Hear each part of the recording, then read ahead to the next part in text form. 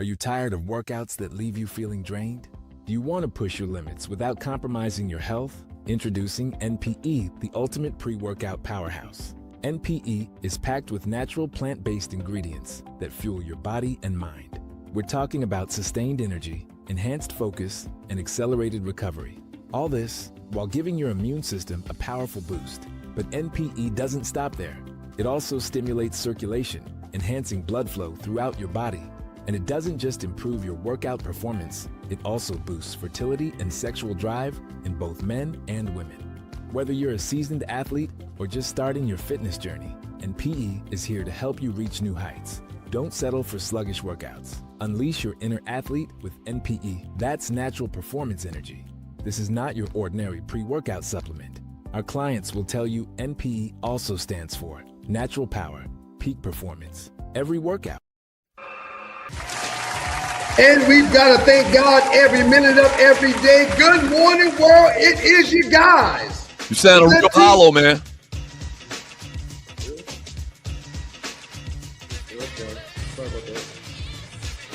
Good morning, world. It's your guys. The Two Live News. Keep up. I'm Ryan. We make the Two Live Stews experience. There we go. There we go. Good morning to A.J. Williams, Raymond Sutton IV, and none other than John Dingle. And we're going to give an honorable mention to the great St. Louis Ron via the ATL. Good morning, y'all. Good morning to all of them. And good morning to you, Dougie Stu. How you feeling, sir? Fantastic, man. How about you? I, too, sir, am feeling absolutely stewtastic. How was the weekend, sir? Very good weekend, man. Busy weekend with Morgan having all-star softball practices where... Oh, wait, she made the all-star team? Oh, I thought I shared that with y'all, man. Yes. You said that somebody pulled you to the side and said they were going to submit her name. I never came back and told y'all. I apologize. I don't think so. I don't. No, man. No, she's and one I have of a the bad ones, memory. Huh? Huh? She's one of them ones, man. She made the all-star team. What? Man. Yep. As a matter of fact, Go Niecy. Shree, don't worry about that last picture I sent you. I'm going to send you a different picture. Yeah, for the All-Star. I'm going to honor my baby this morning. But yeah, graduation weekend. Went to a couple of graduation parties. Drove the kids around. Had a lot of stuff going on, man. Very busy weekend, but one of those weekends where I got to watch a lot of golf. Got to hang out with friends. Had a nip or two of some fine whiskey. What's your favorite whiskey, man? Do you have one? Does it really matter to you? I'm not going to say no names because we might want to do business with the other one. Okay. Yeah. All right. Well, then I got a couple go-tos. Yeah. I am in love with this one particular whiskey, man. And if we could ever be a sponsor of this one whiskey, it would really be phenomenal, man. Uh-huh. But you're right. That's a smart play. I will not say the name for hopes of fostering a partnership with someone. With them, maybe.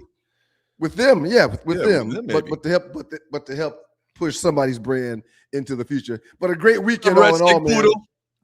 Good morning, Restic Poodle. Good morning. So yeah, on the same lines of the kids, you're just starting out with your. Well, no, you're not just starting out. Miles and Mason are damn near grown men. But with Morgan, you're starting your sports journey with her. Kara's sports journey came to an end this weekend. Wow. Hallelujah. And I actually have a video. I'm gonna send you the video. She came in 5th in the OVC 100-meter. Go ahead. Is she happy about it? She's ecstatic. She's so happy she's done with track, man. Since the age of I don't know, however old you are in the 5th grade is when she started running track, man. Morgan's 10 and she's in the 5th grade, sir. I actually have a video of her first track meet, and then I also have the video of her last track meet. Oh, and wow. you can see the difference. Like when she was in the 5th grade in her first track meet, man, she just looked so robotic out there. Right. Now she's just a beast, man. But congratulations to a great. Go ahead. What's her major? Kinesiology. Oh, okay. Oh, I love it. 3.7 GPA. She's going to be a like a athletic trainer or something like that. She's beautiful. Yeah. She's beautiful, and a lot of people say she's the spitting image of you, and I don't know why they would say that. I don't see that at all. Oh, that's me right there. I don't see that at all. Spit her out. I spit her out. Oh, just absolutely gorgeous. She's just awesome. I'm gonna shoot you a video treat of her last track meet. She came in 5th in the championship race. She actually came in first in her heat, but came in 5th in the race. Send that one. Send the video where she. I don't have the one where she came in first. So you got the one where she comes in 5th, but not the one where she comes in first. What kind of father? I mean, but that was just the heat, though. Well, no, but no. Who gives a damn? You can sell it however you want.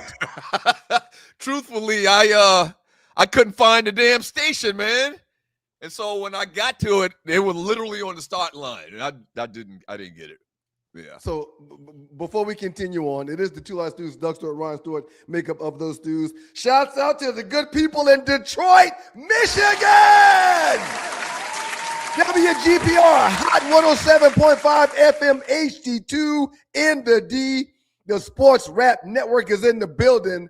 Big things popping in Michigan with the stews, man. We appreciate Rashad and everything he's got the crew doing up there, man. We're trying to build this thing, Rashad. We're going to keep on going, man. We really appreciate you. But shouts out to the beautiful people in Detroit, Michigan. I also played poker this weekend, man. Played poker with a bunch of dudes. All right, I'll take this thing off, man, because apparently Tree is busy doing something else, man. What the hell? It's crazy, man. It's just crazy, man. Why would you put that up and then walk away from the computer? She forgot. That's just crazy. She got sidetracked. She's back. So go ahead. What about poker? You said I played cards with some of the bros. And I got my hair smooth taken off, but that's neither here nor there. Yeah, it happens. So trending topic number 4, we're gonna talk about card games. Okay. I know you're a big fan of Tonk. I am. One of the best to ever do it. But if we're going to talk about favorite card games, mine won't be Tonk. Mine will be something else. I didn't see it in the list when we talk about it in trending topic number 4 in card games. Your favorite card game? Please don't. Please, I don't. Please, I don't want you to start throwing out card games. I don't want you to start doing that because you may name mine, and I don't want you to do that. No, I mentioned it in the pre-show. Knuckles. Do you remember? I don't think you might have been too young to remember Knuckles, man. In the pre-show meeting, I told you how I think I still have scars on my knuckles from playing Knuckles back in the day. I just said that in the pre-show meeting like 15 minutes ago. What kind of sadistic kids were us? Sick, sadistic kids. So a lot of y'all watching right now may remember this game, man. It was called Knuckles. And I don't even remember how it was played because I hadn't played it in 40 plus years. But long story short, if you accumulated a book was one knuckle. What do I mean by one knuckle? At the end of the game, if you got 3 or 4 books, you stick your knuckles out. You stick your knuckles out like that. Whoever was your opponent would take the deck, the whole deck. The whole deck. Slap your knuckles with the damn deck. And if the opponent, when slapping your knuckles with the deck, drop the cards, right? Then they'd get so many knuckles. That's right. Right. And I remember, man, being, I don't know, 6, 7, 8 years old. We playing with our older cousins. They older than us. They're stronger than us. And I just remember being so terrified of taking them damn knuckles. Yeah, nothing cool about it. Nothing cool about it. But we wanted to hang out with them, our big cousins, our older cousins. We wanted to hang out with them. And so we continued to just take that during torture. Ooh, we got to talk to Theron. Peace, King. Read Theron's message out loud. Good morning, Stews. Can y'all switch back to the phrase, it's your boys instead of it's your guys? It just doesn't hit the same. I'm damn near 60, bro. Right, thank you, Theron. At some point in time, man, we progressed. We can't continue to be anybody's boys at 60 and 52 years old. My Medicare about to kick in, folks. And let me show you, man. I got mail coming to the house, man. I ain't nobody's boy. Oh, all right. I ain't nobody's boy. I already got my card. And deeper than that. Deeper than that. On Facebook, I got to a point where I was correcting the Nordics for calling me boy because boy is a white racist word.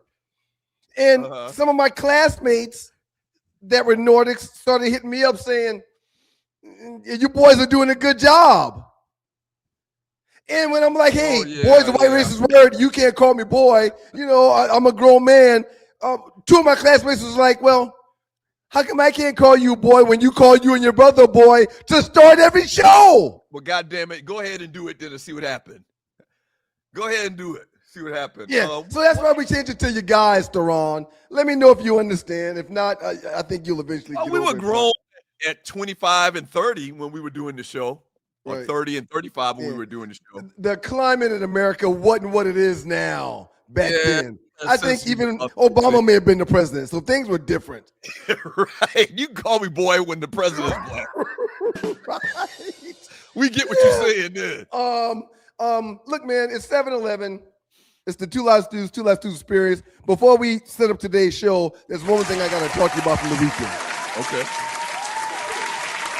Oh, remind me to talk about Drake, too. And you watch a lot of TV. We got to talk about Drake. Mm-hmm. You watch a lot of TV. Mm-hmm. I often call you when I'm looking for a series or something to view on TV. Okay. I jumped in 5 shows into the first season. My wife has been watching it, but she's been watching something that I just can't stop watching. What's it called? What's the name of the show? It's on Netflix, and it's simply called Vikings. I tried watching that years ago. It's pretty old. And I got through like 3 episodes and I got sidetracked. It didn't hold my attention. It's freaking phenomenal. Oh, yeah? What an incredible series. Now, again, I jumped in while the wife is watching in season 1, like show 5. So I have since then, we're now into the second season, but I have since then gone back to the first season and the first show. So I'm catching up while watching it with her when she has time into the second season. What a phenomenal series, sir. And it's just about Vikings. The Vikings. Right. It's what they do, why they do it, how they choose their leaders, how you become the leader. The first 1 or 2 episodes, the main character, another Viking crew came in and killed his entire town, right? Yes. And basically he was on his own, and yeah. I remember it. I gotta go back. You know what? Because you said that, a lot of times, same thing happened with Big John B. Big John B is saying watch from the start. Great show. He didn't say start, but he's saying watch from. He wants to say watch from the start. Phenomenal show. Same thing with Breaking Bad. If you just watch 2 or 3 episodes of Breaking Bad, you didn't get into it, sir. So I'm gonna go back and watch this because you're saying that. It was 3 years you told me to do Breaking Bad, and I couldn't get past the 3rd or the 4th show. I kept stopping. I kept saying, keep watching. Right. You said, hey, man, just do me one favor. Try one more time. Just keep watching. Yeah. So, okay. So if you're saying that. Vikings, oh, man. I mean. I'm going to go back. Man.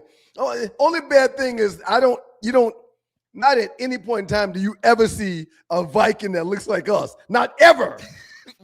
Not ever. That's the Nordics. They're the Nordics tree always talk about.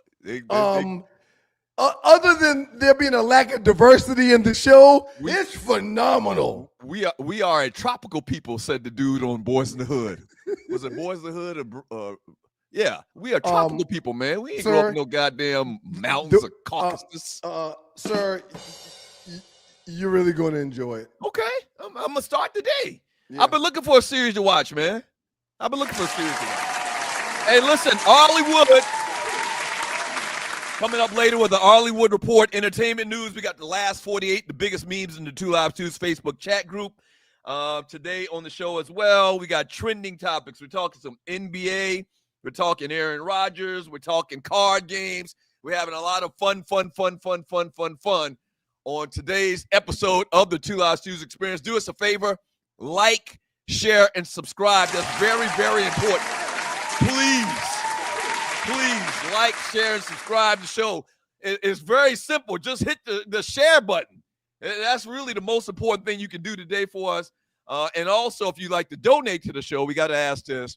We're only asking one time today. If you'd like to donate to the show, you may only ask one time today. I'm probably going to ask a little bit more. Look down the bottom of the chat to the right. There's a dollar symbol, or based on when you're watching it, there might be a heart symbol. Click on that and donate to the show.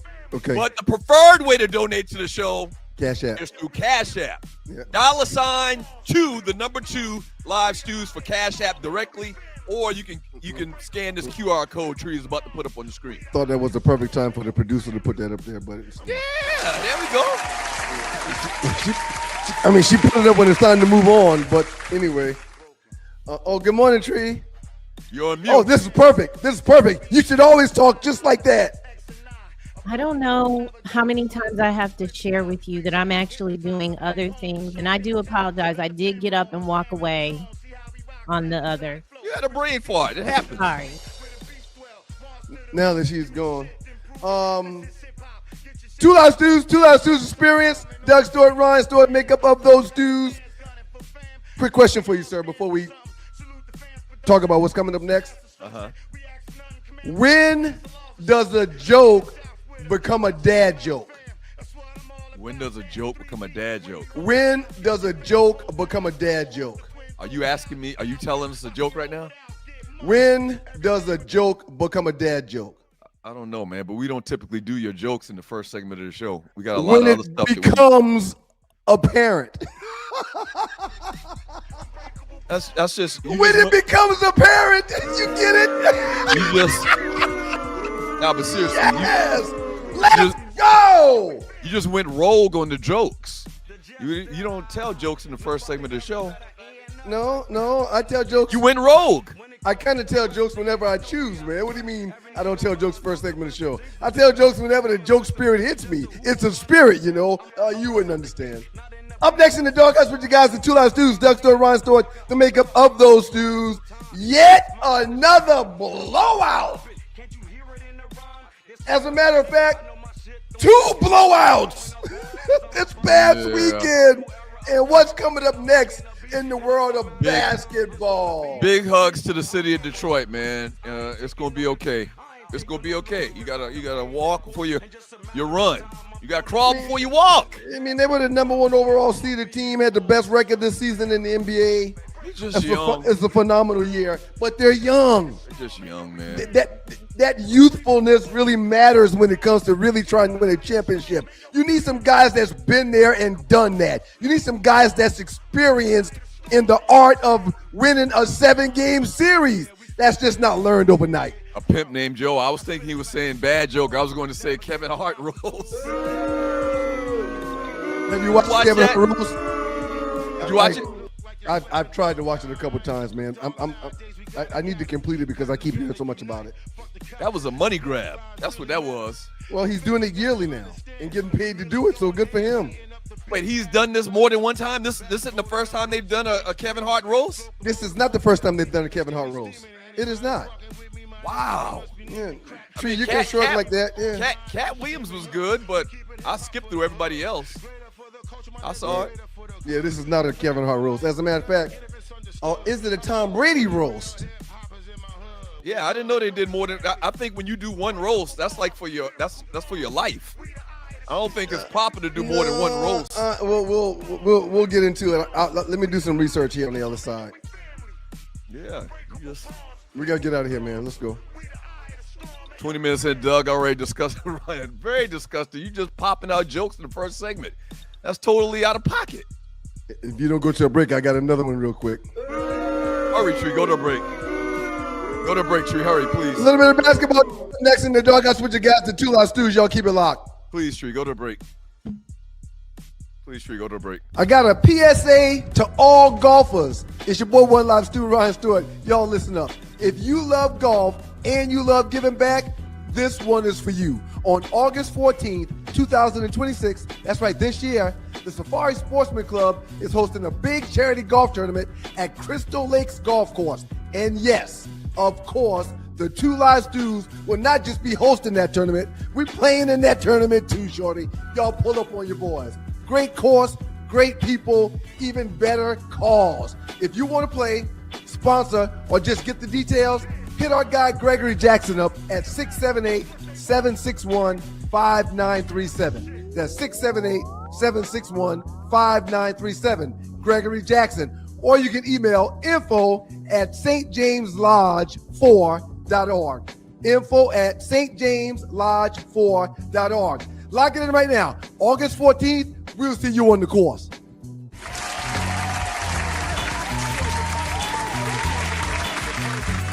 Welcome back to you guys, the Two Live Stews. He's Doug, I'm Ryan, but together we are the Two Live Stews Experience. Yes! Shouts out to the great people in Detroit, Michigan.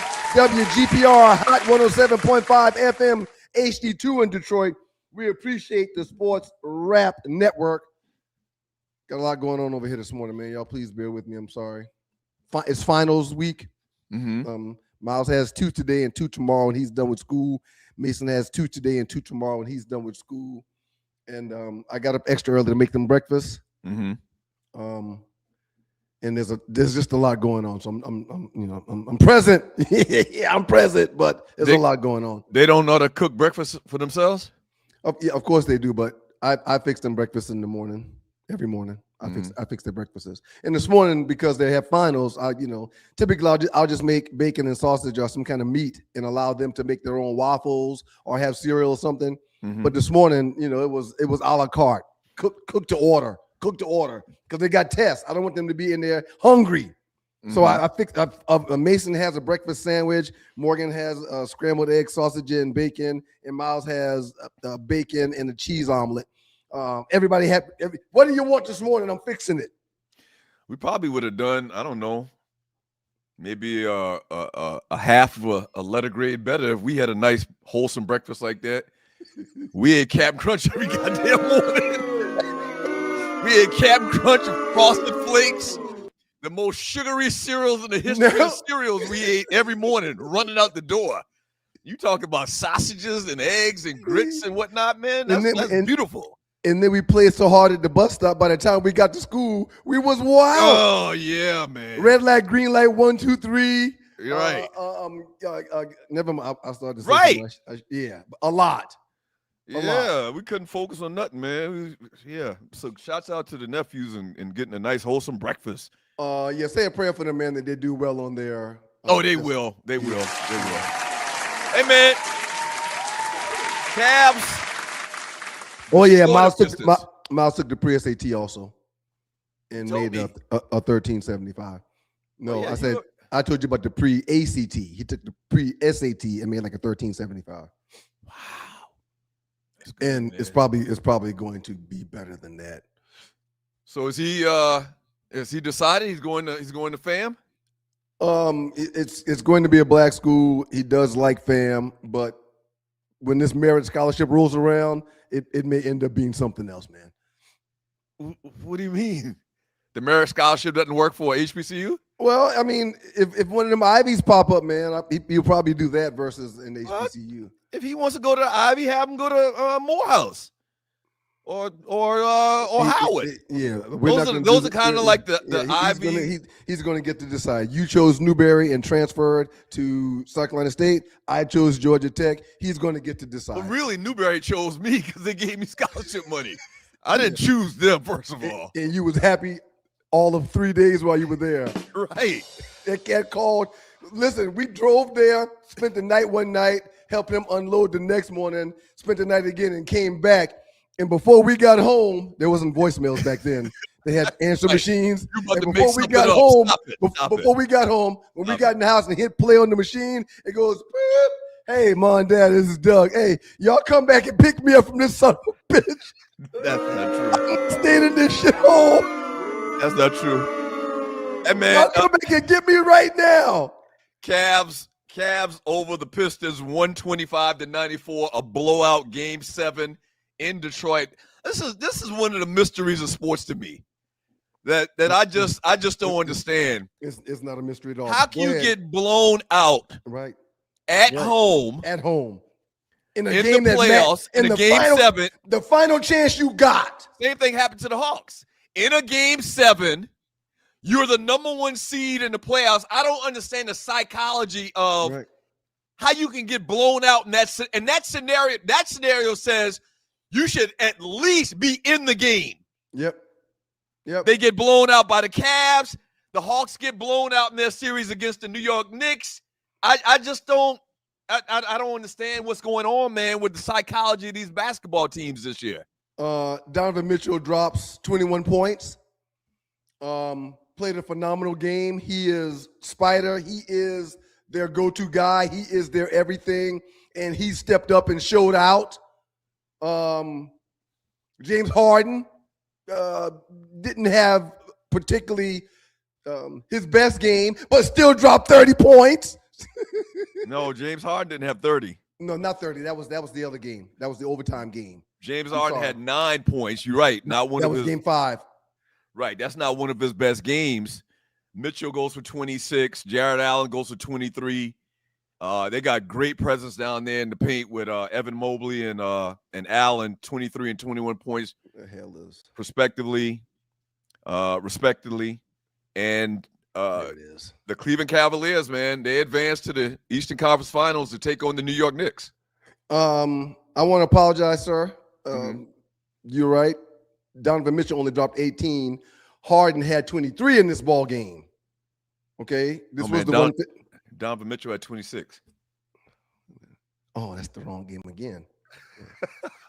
Yeah, Donovan Mitchell had 26. So bottom line is Harden only had 9. You're correct. James Harden did what he typically does. I was looking at the wrong game. I'm sorry. Because they played twice since we've been on the air.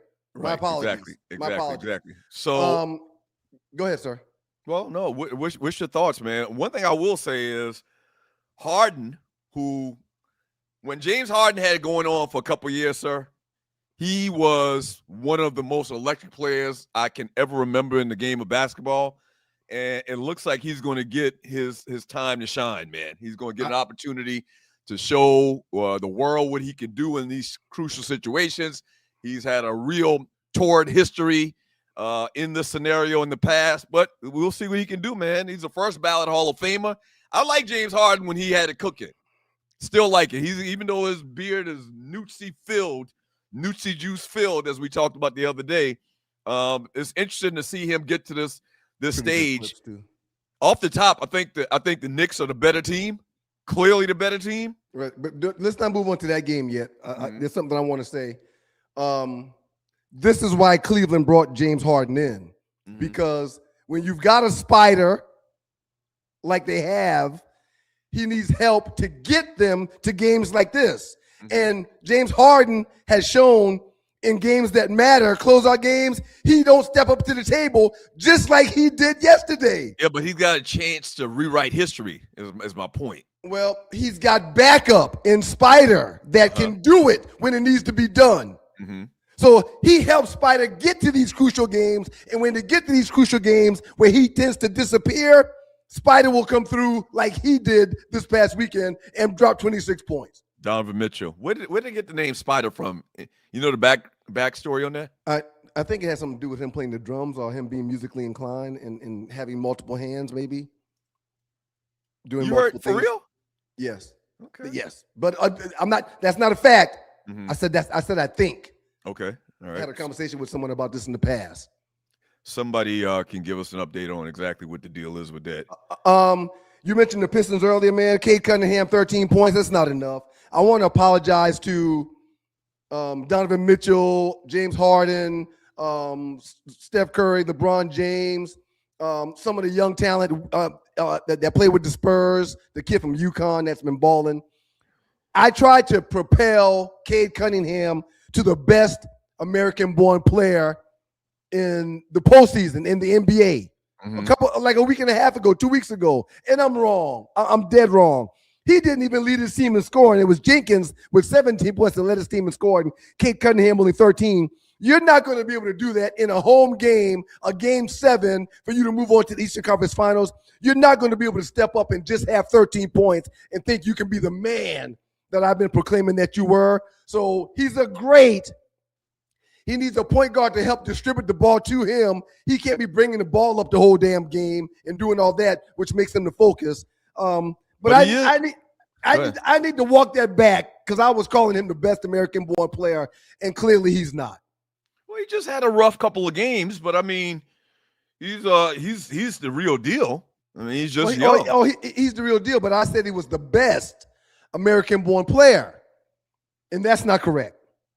Oh yeah, that's definitely not correct. No, that's not correct at all. Yeah, you got a bunch of you got Anthony Edwards. You got a lot of guys, man.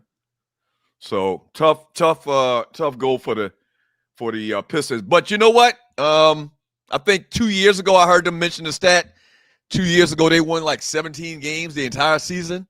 Mm-hmm. They were at the bottom. I mean, they were just That's true. They were just bad, and to turn everything around as fast as they have, to have a young guy in Cunningham who has just an incredible future, an incredible skill set. They got a lot to look forward to, man. But we always talk about this, man. It just magically works out to young teams, you know, struggling against older teams, right. Struggling against teams that have been there before, that have gone through the process before. You have to crawl before you walk. You have to walk before you run.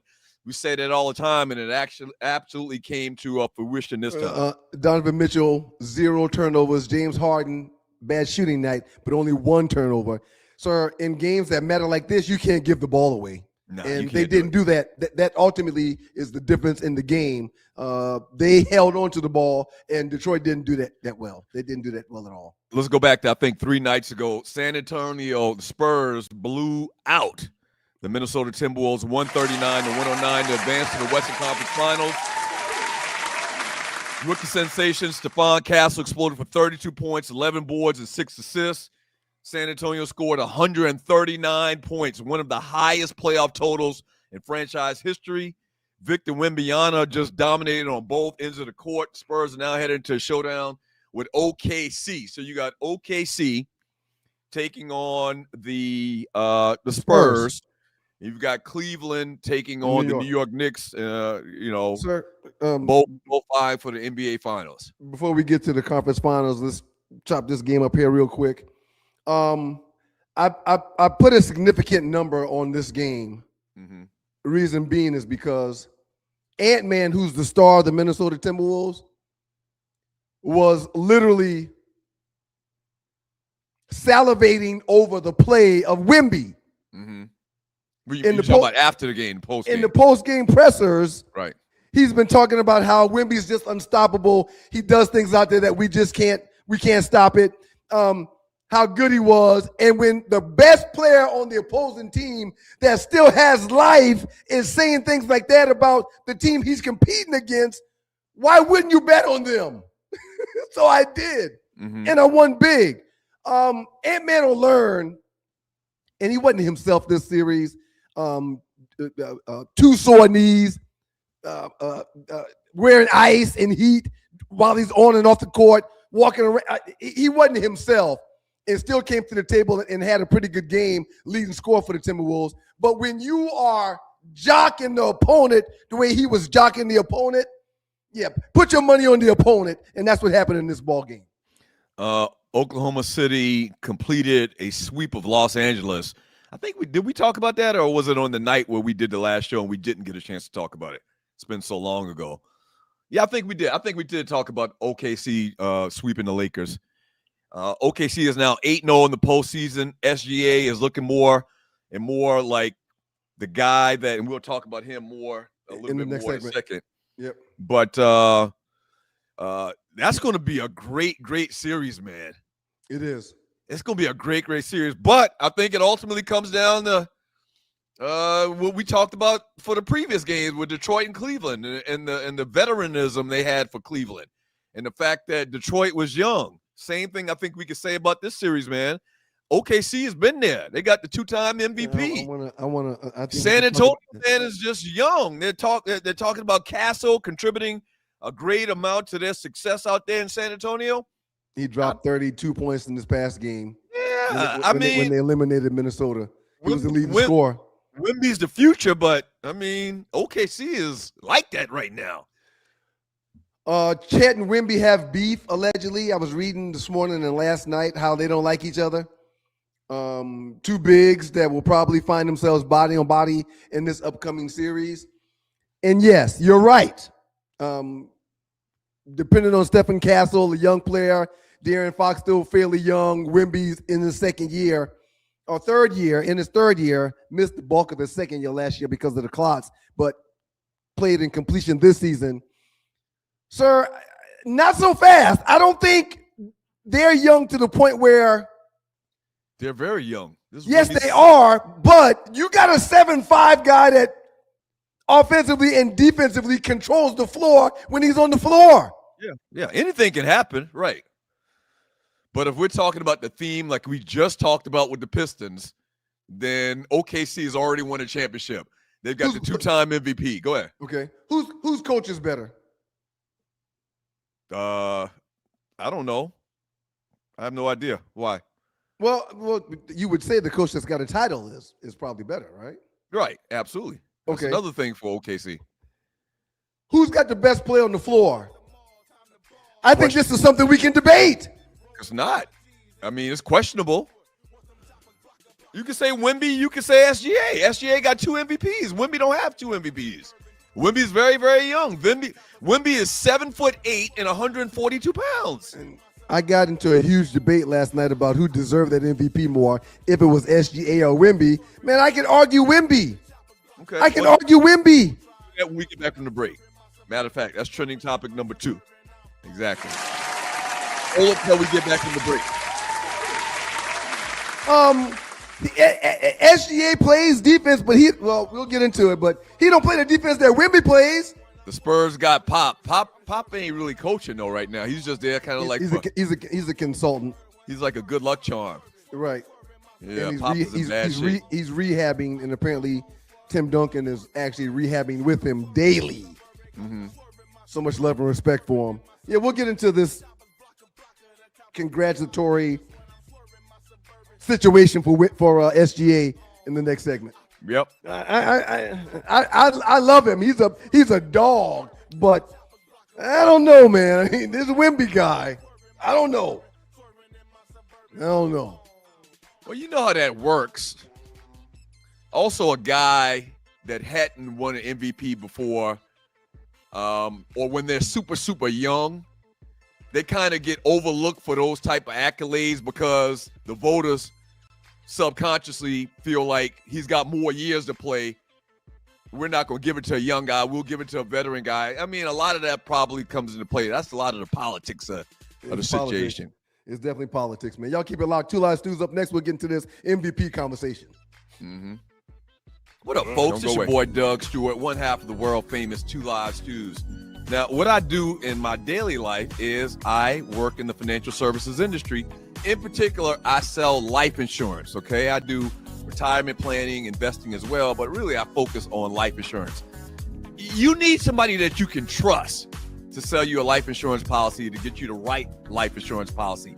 I'm your guy. Y'all know me from these streets. I'm somewhat of a public figure. I'm not going to do anything wrong to damage my reputation at all right? So if you need life insurance, your mama need life insurance, your kids need life insurance, holla at me. Holla at your boy, all right? 678-770-8073. That's 678-770-8073. I've been doing this thing a long, long time. I've hired, trained, and managed employees and agents in the life insurance industry. Holla at your boy. I got you covered. You good. 678-770-8073. I got you.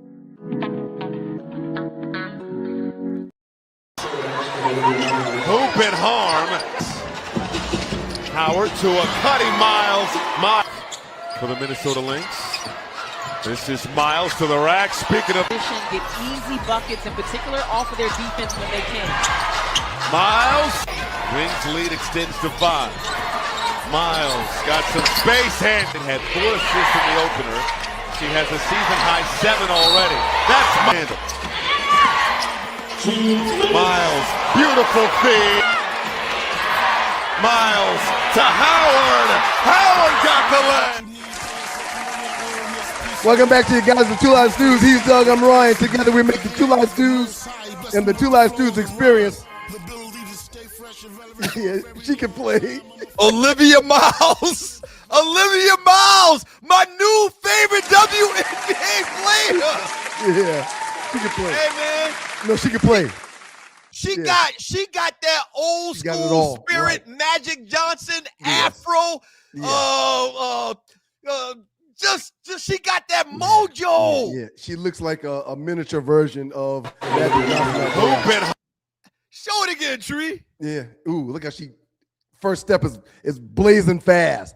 Ha! Got you. Too much space. Let's do it again. You know what she remind me of? Left hand. Oh, I go to the left too. Sucker. She reminds me of Dawn Staley. I think maybe because they're both real light-skinned. She reminds me of Dawn Staley, but a little bit more sauce. She can play. She got sauce. Shouts out to Olivia Miles. Look at the pass. For the Minnesota Lynx, man. Yeah. Loose Neck has been telling people about Olivia Miles from the beginning. She played at TCU last year and was balling in the tournament. I was hoping the Wings drafted her. Phenomenal player. And again, I love women's basketball because you can see plays being developed. You can see structure more than you do in the NBA. You're going to see less one-on-one basketball, but Olivia Miles has a handle that allows her to play one-on-one basketball. Oh, my gosh. She's sick. With the afro with the goggles. Like the aesthetics. So she got a lot of 70s basketball in her with the afro, and then she got the goggles like Kareem back in the day. Just an old school flavor. Shout out to Olivia Miles. Marvin, I know what you're trying to do. Marvin Childs. She's better than Caitlin Clark already. Marvin Childs says Olivia Miles is a Caitlin Clark lookalike. I disagree. Caitlin ain't got the wiggles and the shake and the ability to get to the cup like her. Yeah, I disagree. Yeah, I don't think there's a comparison between those two players. The president is actually, keeping it real. Yeah. Well, I always keep it real.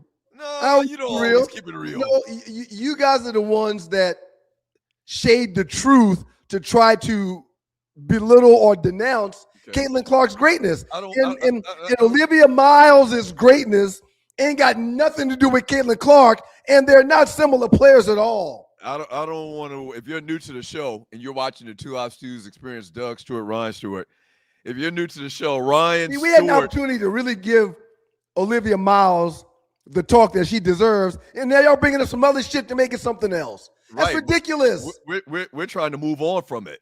No, you're not. You're not trying to move on from it. I'm trying to move on from it. If you're new to the show, Ryan is the president of the Black Caitlin Clark fan club. Oh, Sean Mims, don't do that. Sean, don't do that, Sean. Sean Mims, don't you do that. Yeah, man. Don't you do that. She's better than Trash Reese. Don't you do that, Sean Mims, you damn government plant. Exactly. You're a government plant, Sean Mims. So let's back up a little bit about let's jump to the topic, trending topic number 2. SGA wins his second MVP in a row. Sometimes y'all make me sick. All right. So SGA, Shai Gilgeous-Alexander wins his second MVP. He became the first guard in NBA history to average 30 points, shoot 55% from the field. That's impressive. Finishing with an impressive 55.3 overall. That's impressive. He did not score below 20 points in any of his 68 regular season games.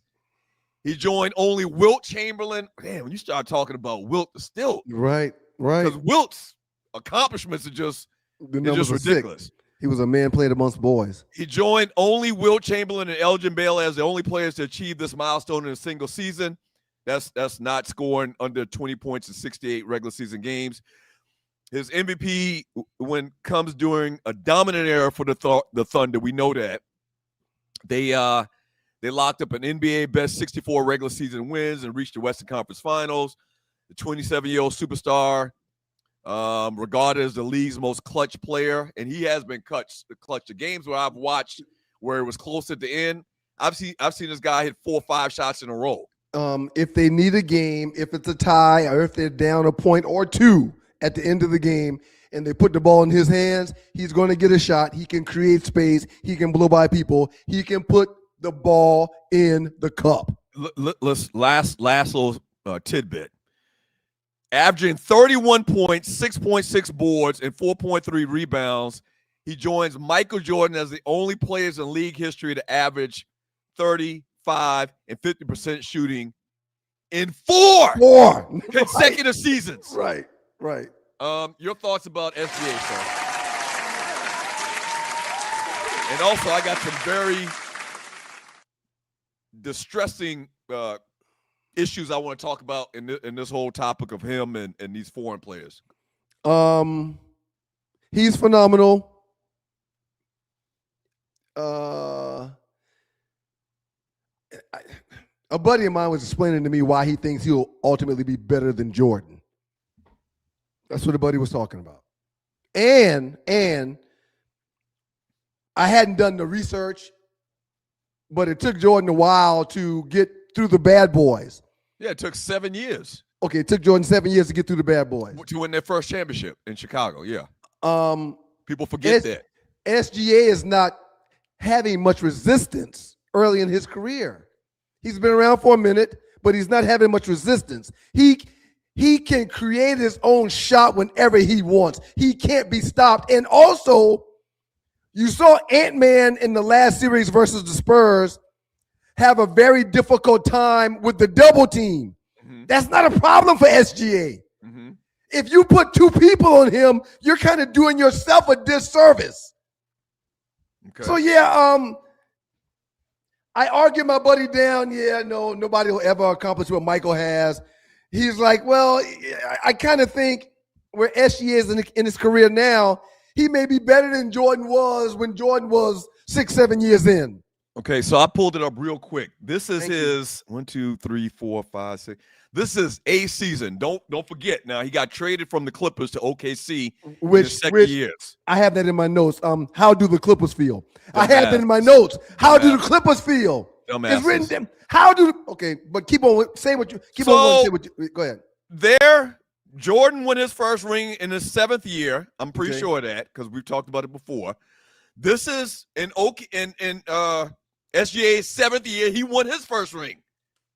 Chances are he won a ring last year. Oh, right. Okay. I see what you're saying. Okay. This is 8th year right now. Right.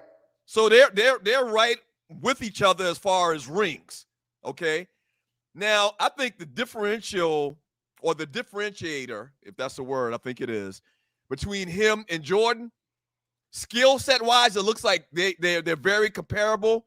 They're very comparable. They do the exact same things. The difference skill wise is Jordan was a much better athlete. Jordan was a much better athlete. If you're trying to find something that separates them from each other, right? MJ was a superior athlete.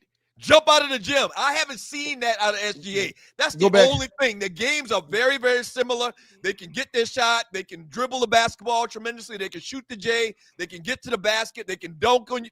I haven't really seen that. I haven't really seen a lot of dunking and athleticism out of SGA. 1991. Well, no, he's very athletic. He's very athletic. Not like Jordan? Well, no, but I don't think we'll ever see another Jordan. And that's the thing that separates them.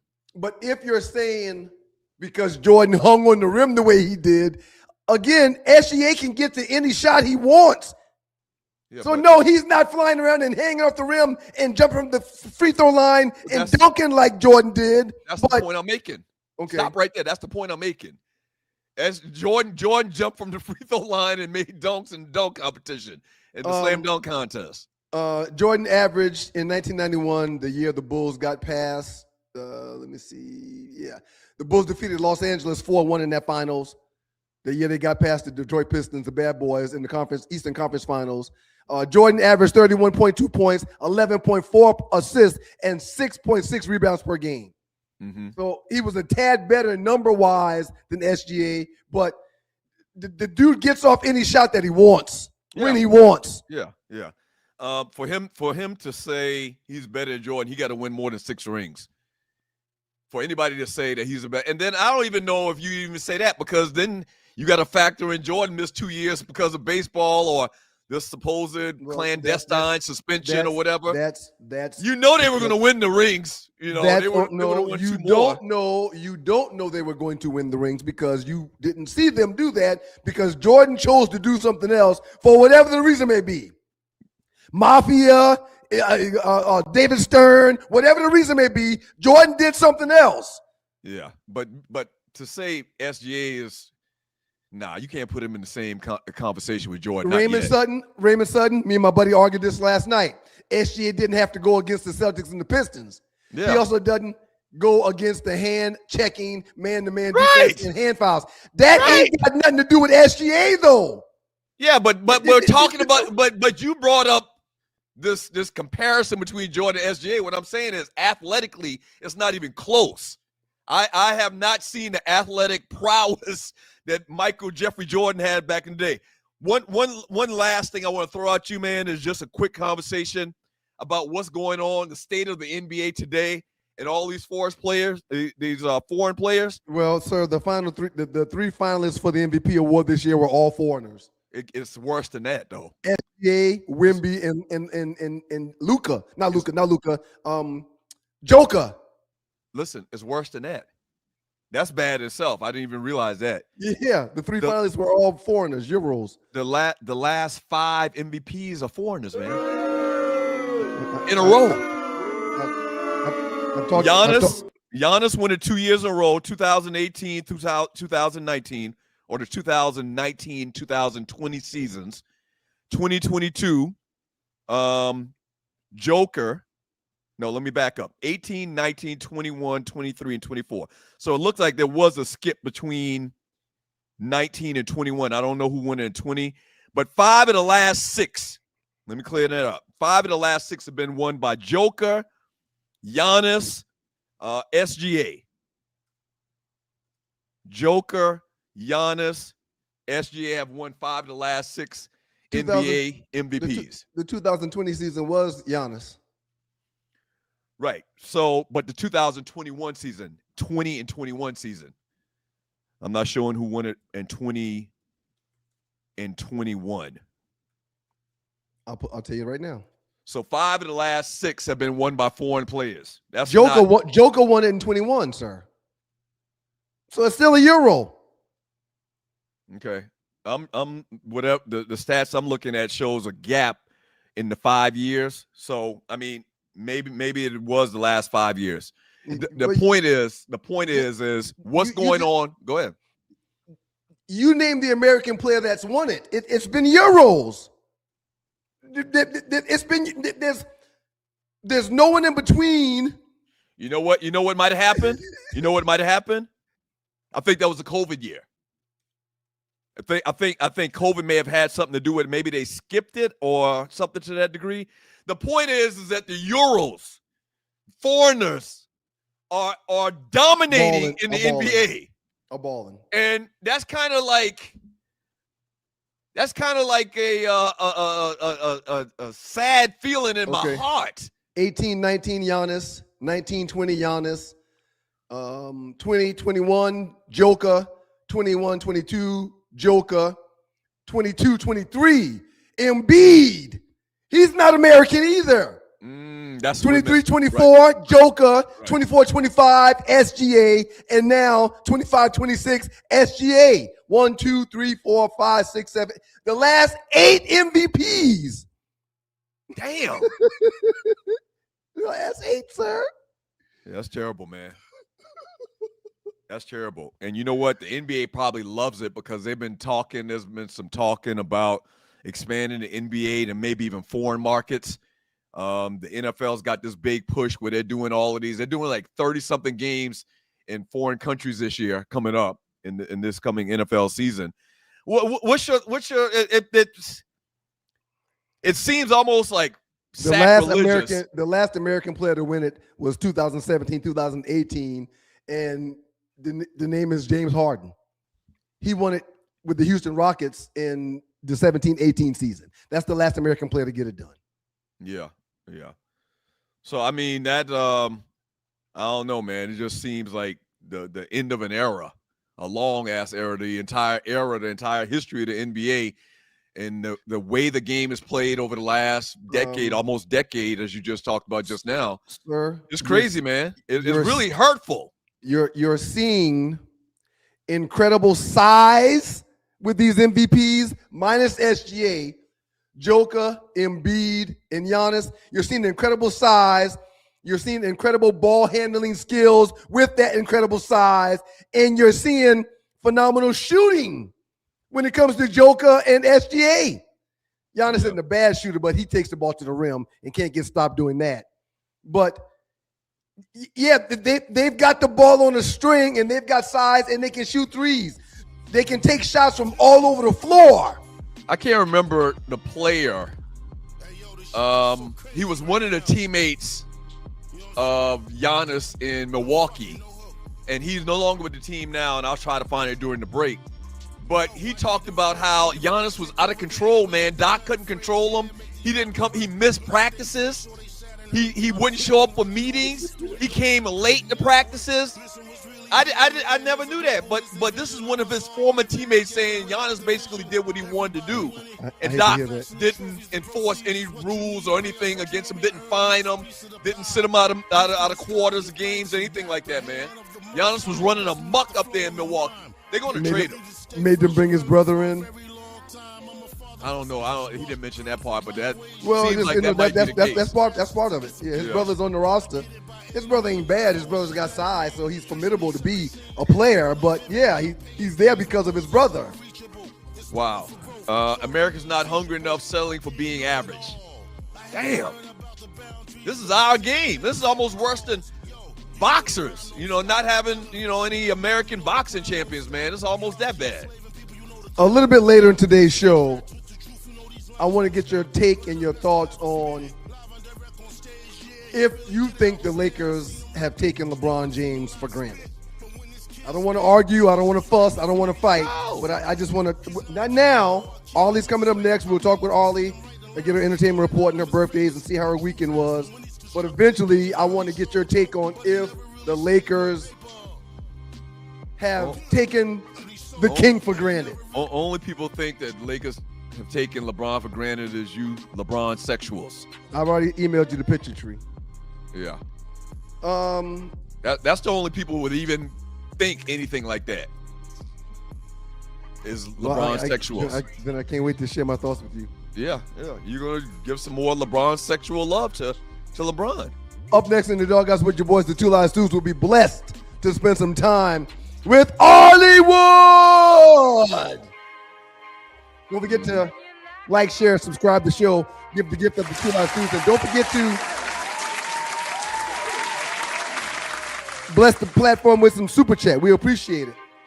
Mm-hmm. Shouts out to the great people in Detroit, Michigan, WGPR Hot 107.5 FM in the D. In the D. All right, don't go away. Two Live Stews experience. Being stranded on the side of the road, y'all, in Metro Atlanta is very, very stressful and it's dangerous. Bay 11 Towing is who you need to call. Bay 11 Towing's response times always outpace those national brands. I've been beside the road in Atlanta before, and when you're waiting for hours on a tow truck, it's not cool. Bay 11 Towing says they get to you faster, and they're more cost-effective and efficient while doing so. Whether you're dealing with a flat tire, a dead battery, or a full-on straight breakdown, the team at Bay 11 Towing is ready to get you safely back on the road or get your vehicle and yourself where you need to be. So next time you find yourself in a jam, Bay 11 Towing, give them a call at 404-770-6949. Again, that's 404-770-6949. Bay 11 Towing, where speed and savings come together to get you safely to your destination. Check them out at 404-770-6949. Fast, reliable towing that doesn't cost a fortune. Bay 11 Towing. Welcome back to you guys, the Two Live Stews. I'm Doug. He's Ryan. We're happy to be joined by Ollie Wood in the building. Good morning, Ollie. Good morning. Good morning. Good morning. How you feeling, Ollie? Good morning. We're doing great, I'm Ollie. faking until I make it. I'm faking until I make it. Hey, hey, hey. Ollie, you've already made it, Ollie. Soap operas, performing every weekend. You've already made it, Ollie. Did you make it to Impact this weekend? Or are you still Yes. okay? I sang 3 services.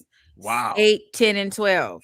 Okay. And 12 o'clock, Doug, you missed it. 12 o'clock, we didn't even have no preaching because we sang the whole time. Lord Jesus. And Wait a minute. Hold on. You're saying that quite often. You said it about 3 or 4 weeks ago that there was no service, there was no preaching because the Spirit took over and the choir provided the service. That happened again?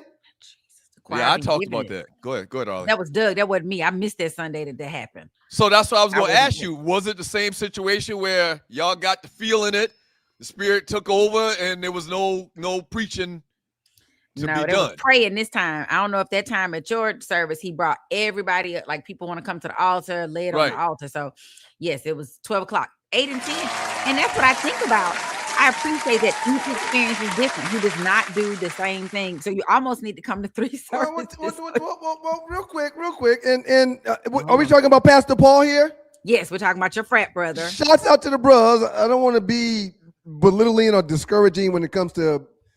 Is he taking time off instead of preaching? Like he's no, you have to be there to understand. No, you have to be there. I get it, but this is the third time in like this year where he hadn't done it. No, it's not. You making up stuff. You stepping out. You're crossing over. You're doing too much. Don't do that. Doing too much. No, that's not what happened. The Spirit takes over sometime, man, and you had to be there to understand it. Don't make it sound like he's loafing on a job. Into the pastor's job. Yes, I did go to church yesterday because I go every Sunday. You don't go every Sunday. If I'm not on the road on travel soccer, I'm in church. You ain't been to see Jesus. Hush your mouth. Let me finish my point. You hush. You ain't been to my see point Jesus. is this. You read your Bible. Every morning I do that. Every morning. My point is this.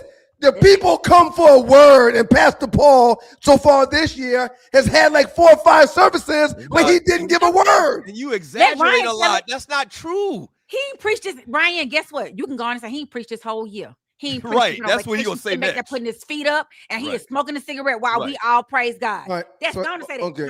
All right. Here's the last thing. You want to talk about Stephen A, but you want to talk about Pastor Paul. Don't do it. No, you just a habitual line stepper, man. I don't know what the Stephen A comment was. I don't know where the Stephen A comment fits on this discussion, but we'll talk about that some other time. Because he the bruz. That's where it fits. Because he the bruz. I just think that the pastor should deliver a message rather than a 30-second message or 20-minute message. Well, let me I think the people come to get a message. That's all. You can listen to Channel 68 on Sirius, Kirk Franklin, SM, church music if you want to listen to people singing all day. And man, we taking up all these time, man. We taking up all these time. Typically, the Bible is a verse. Like usually people take music. A lot of the songs we sing are verses out the Bible. So for those of you who don't read your Bible, should know that music is a word.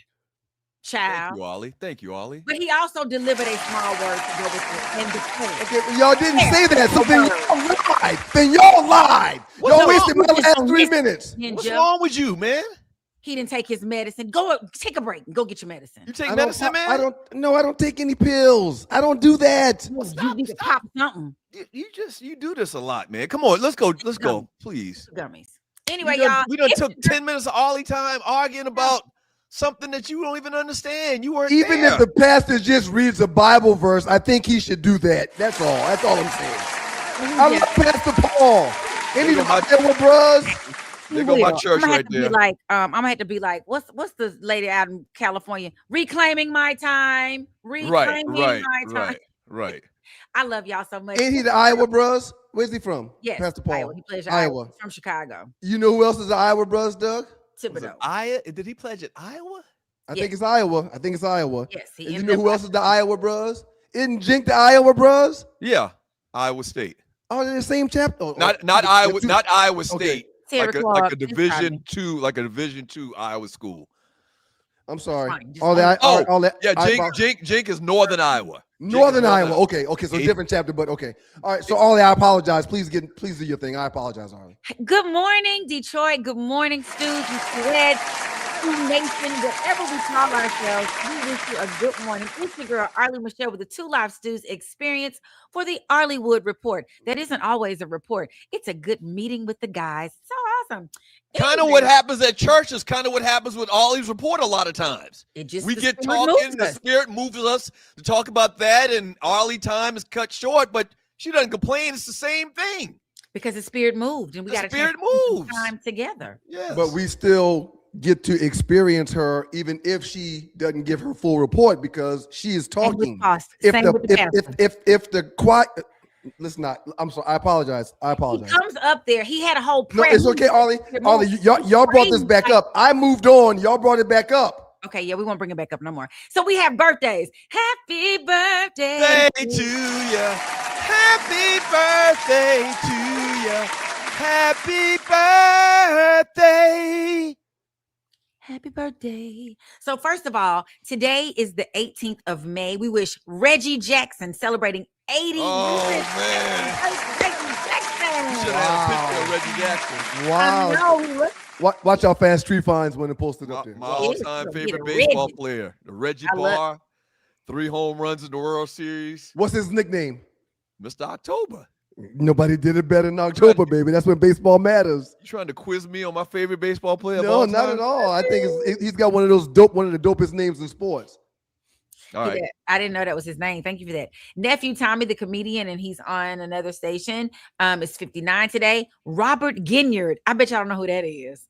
Because I showed Robert Ginyard. No. Who's that? Rob Bass. It takes two to make a thing go what?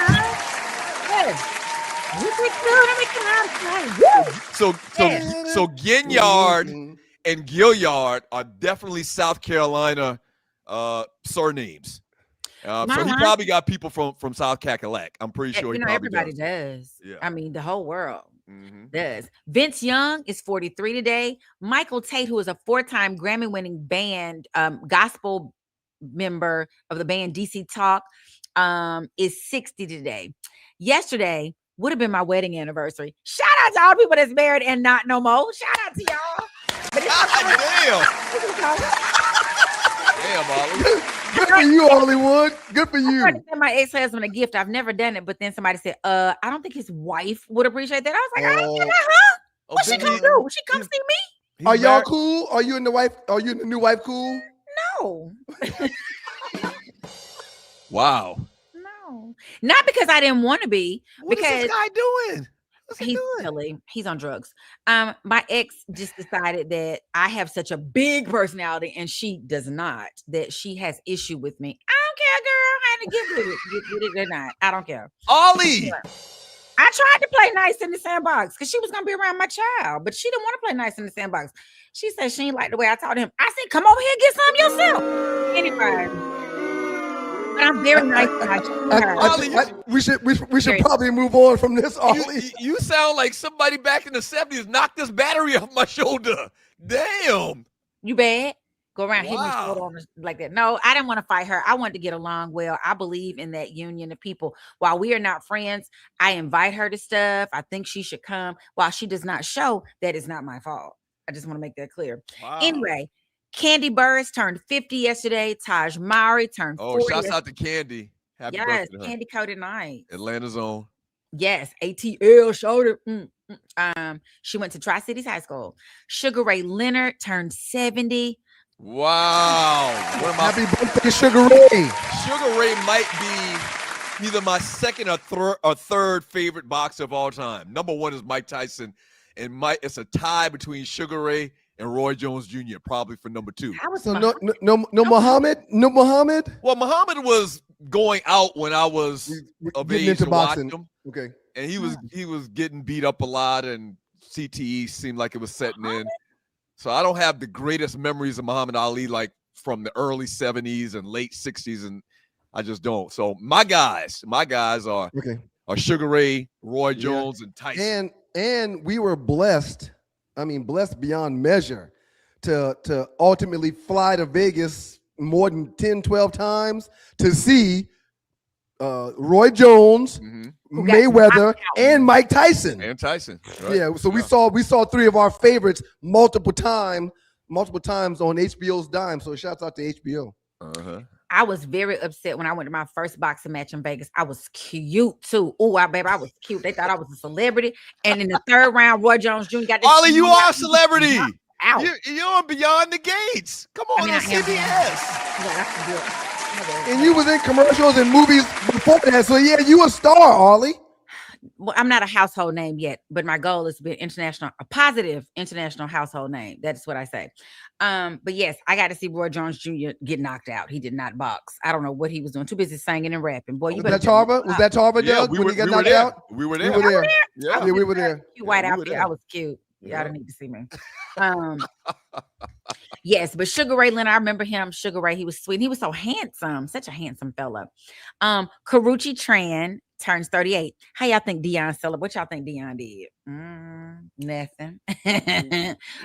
Sorry, that's rude. Lena Waithe, famous director, and she actually acts in some of her stuff. She does The Shai, and she had that show called, she redid Boomerang. She's 42. The Shai is a great show.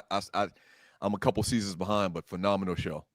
I haven't watched it. It's a very good show.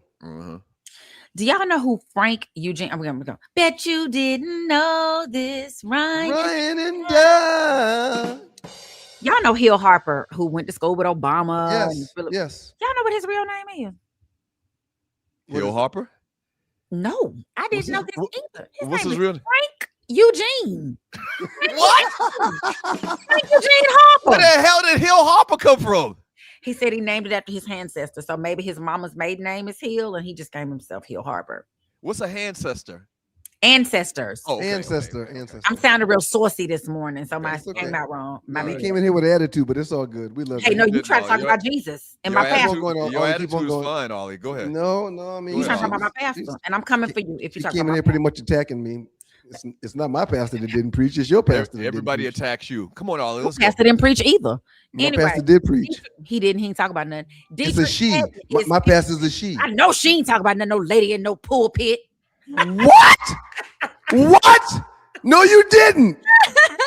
I thought that would be funny this morning to catch everybody off guard, and it worked. I love it. You better know. She better be in the pulpit. Preach, lady. I got a buddy I play golf with that can't stand the fact that my pastor is a female. He talks to me about it every time he see me. Anyway, go ahead. She's awesome. Y'all guess how old Tony Parker was yesterday? 38. 44. Wow. You know, I don't like the Spurs. They took a couple championships from the Lakers over the years, so I'm not a Spurs fan or player. Tim Duncan's the great. Yeah, Tim Duncan was, I didn't like them either. Don't worry. But we want to send a special shout out to our very own Kirtland Looseneck. What up, Looseneck? That's him over there to the right. Happy birthday, player. That's Poolin Portland. We got Jeff, and we got Poolin Portland and Tiffany, and then we got the great Jersey Vern. The great Jersey Vern in this picture. Now, don't know how old this nigga is, but I feel like he's old enough. Vern got some pretty hair. You hear me? Man, he got a wave kit in that shit. You think it's a wave kit? Yeah. That ain't Vern damn hair. That's Vern hair. Stop it. But even though I will say Vern is 83 years old, he got a full hairline and everything. He do look good for old man now because he is old. I can't talk shit about him. Pretty hair too. Griff had a little wave kit going. That's true. That's true. That Kappa kit. He had a Kappa kit. So you got 2 minutes to do these stories, Ollie. Golly. I'm sorry. I apologize. I apologize because I come in and just want to talk to y'all. So we should come in. You did come in with an attitude. That's right. You did. Ron, I will fight you. I swear. No, just get to the stories, Ollie. Get to the stories. So, it's hard to ignore him. He's so do your damn job. Do your damn job, big head. Listen. So fat booty girls back here. Well, they can't see her butt on the screen. Anyway, did anybody watch Kevin Hart's? I haven't watched it yet, but everybody. I watched most of it. Well, I wouldn't say I watched most of it. I watched it. I skipped over everybody except for Cat Williams. So you didn't see Cheryl Underwood? I watched a little bit of Cheryl Underwood too. I need to go back and watch the whole Cheryl Underwood. They say it was amazing, and it was so good that she has now gotten a stand-up special out of the deal. So Netflix. Oh, good for her. Hey, wait, quick side thing. Are afros coming back? We just saw Olivia Miles balling out of control with a big ass 1970s afro. Are afros coming back? And I've seen several other people online rocking the fro. Is it coming back? If my hair were fro, I would do it. It just fuzzes. I look like a big fuzzy peach. It's not a coincidence with Cheryl Underwood and Olivia Miles already in today's show with the big ass afros. I love it. I love it too. I'm Grow going to yours show you. back, Doug. Well, I just told people this past weekend I was going to grow mine back because my bonus daughter Naomi, at her graduation, she rocked her afro. Sure did. Another one. That's Yeah. I mean, and it is humongous. I was like, look at her beautiful little afro. I wish I could do that. I follow this athletic trainer chick on Facebook, and her afro is like 5 times the size of any of the afros we just showed. I'm gonna try to find her. Yeah. Well, I went to Strokers one night on the amateur night, and one of them girls in there, her afro was Wait a minute. Slow down. I ain't been to Strokers she in so was long. perfect, and her afro was perfect, and I was just staring at her like, God, dog, everything is just perfect. This Ollie, you a shoe show modeler? Well, there's nothing wrong with that. I get ideas for my man, honey. He gonna be so happy when he meets me. Whoever you are, wherever you are, you're gonna be really happy. I might be 60 trying to climb a pole, but I'm gonna get there. Hey, Ollie, anything else in your report? God damn, we stepped all. Ryan stepped all over your report today. She came in overly aggressive today, and it wasn't me. God, I said we had the high spirit. He asked if I went to church. You attacked my pastor, who happens to be your frat brother, and shit went left. I didn't attack Pastor Paul. What's the other story? You got a minute on. Drake dropped 3 albums. He's probably gonna be at the top. He did something that nobody has done in a while, ever, and so he dropped 3 albums. Ollie, when we bring you back on to talk about trending topic number 4, I want to ask you a question about Drake's music. I heard the first album. I guess I heard the first album. You heard one of the 3. I didn't know it was 3. It's 3. It's 3 different albums? It's 3 different albums. Iceman, Habibti, Miles told you why. Why are you acting like you? We just talked about this about 30 minutes ago. No, I understand that, but I'm trying to understand why the record label would even allow him to do that. Why would they release 3 albums at one time? Because he's trying to be on the top 20 songs for the whole. He trying to beat out the whole Kendrick Lamar mess he had last year. He trying to come back. Remind me when we bring you back on. So I want to ask you a quick question about his music. Okay, see y'all in a minute. Great job, Ollie. Thank you, Ollie. Wow, she was really aggressive today. You do that a lot, man. Me? People try to tell you, she's really aggressive today. You just start fights with people, man. She cute when she aggressive though. Feisty. She feisty. Up next in the Doghouse with you guys, the 2 Live Stews. A little NFL talk during NBA playoffs. The Pittsburgh Steelers, they got their guy. We'll talk about it up next. Yeah, I mean, you just pick fights with people. I mean, if I want to listen to Kirk Franklin praise, I'll listen to Kirk Franklin praise. But if I go into the house, I want to hear the word. That's all. And I ain't beefing with Pastor Paul. I ain't got no problem with him. He the brothers and I love him.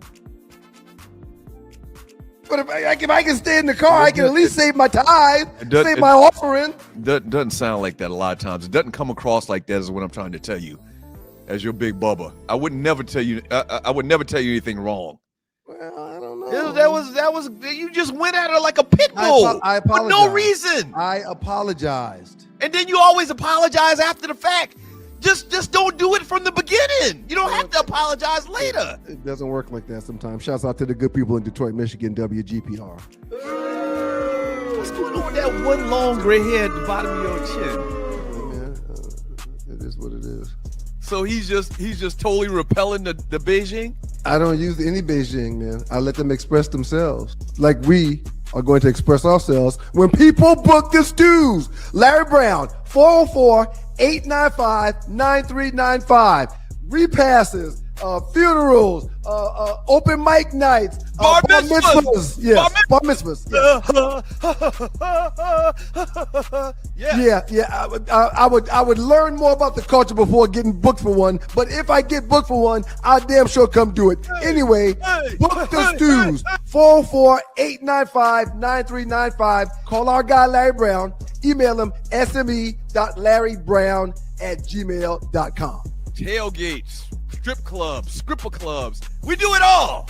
Dropping the kids off at school, picking the kids up from school, going to the kids' school for recess. We do it all. Draft parties. We do it all. One thing we didn't mention, or we forgot to mention, so let me mention it. 4 small feet.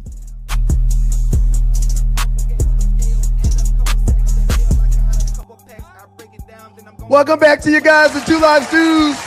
I'm Ryan. He's Doug. Together with the Two Live Stews, and this is your Two Live Stews experience. I just got a couple of text messages from some people that really mean a lot to me. They matter. So I need to say something whenever Tree brings the music down. I want to apologize to you and Ollie for the last segment. I was out of character. No, you were in character. Can I apologize? Can I apologize? Yeah, but your apologies be hollow a lot of times. Right. You just never do mind. it just to, never mind. just to catch some laughs. I'll send Ollie a text. We'll do that. Right. Let me do it right now. Arlie, I apologize for the last segment. You're not texting anybody. Everybody knows you're not doing anything right now. You're just talking. I'm ignoring you. I was out of character, stepped on your report, and I promise, well, not 100% promise, but I 50% promise not to ever You 50% promise. do that again. You are appreciated. Thank you for being here. And I will talk to you. You 50% promise. That's a quote. After the show. I 50% promise. That's we need to copyright that, man. I 50% promise. Oh, you too jokey. Tree, I know you're the producer, and I'm going to get fussed at for this. I'm going to get fussed at for this, but I don't want to get fussed at anymore. You too jokey. What'd you say, Doug? Go ahead and say it. Okay, since you're insisting, it's not last 48. We're supposed to be doing something else right now. Pinky swear, and I promise. Carrie used to call it Pinky Square. SQUARE. Pinky square? Pinky square? Yes, they do the best they can, man. Oh, man. Aaron Rodgers going back to Pittsburgh, man. Signed a 1-year deal. Worth about $22 to $25 million, depending on incentives. He's reuniting with Steelers head coach Mike McCarthy, who was his longtime coach in Green Bay. I think that's a major reason why he decided to come back another year, because they had so much success in Green Bay. It ain't got nothing to do with that. What do you mean it's got nothing what to do? Can you do? Hold on. Go ahead. What can you do right now that is going to give you $25 million in 6 months? What can you do right now? That's true too. Yeah. But the fact that they had so much great success in Green Bay, and he didn't have the most optimal Aaron Rodgers year last year, obviously because he's in his damn near 40-something. I think it's a good setup because they know each other.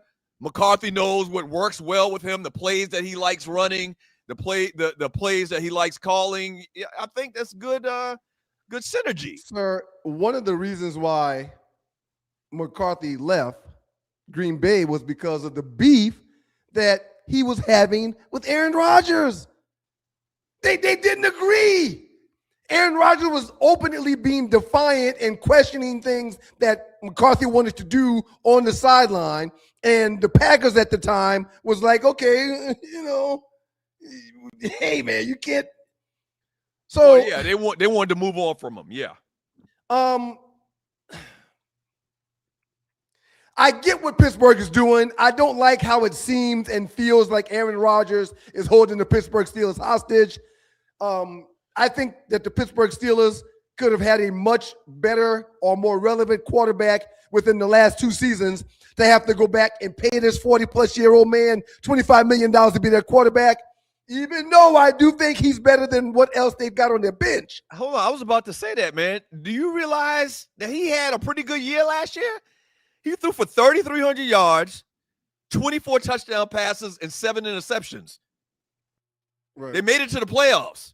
Those actually are very good numbers, especially for a 42-year-old. I didn't realize that he had as good a numbers as he had last year. I didn't know that. I didn't realize that.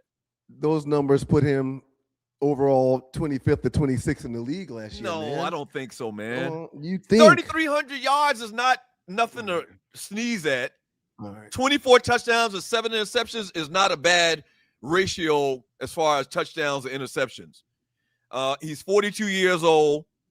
Many people thought that he was going to retire, but bringing in McCarthy probably, once again, set the stage for him to come back. Steelers are viewed as a win now contender after aggressively upgrading their roster this offseason. He's expected to come into OTAs. Yeah. Now, the question that comes about is he was 15th in passing, 13th in passing TDs.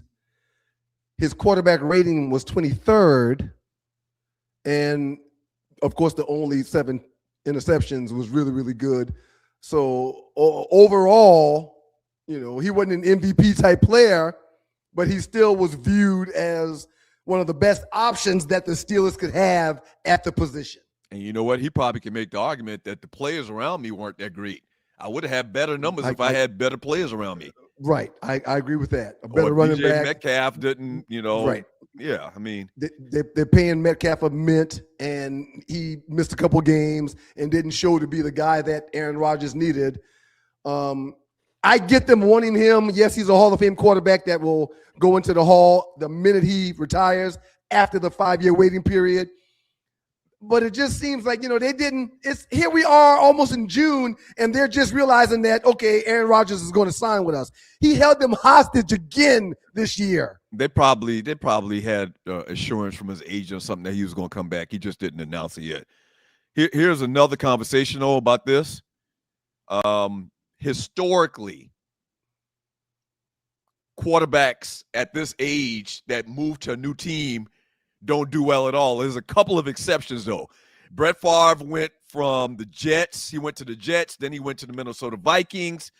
Joe Namath, way back even before our day, went to the Los Angeles Rams.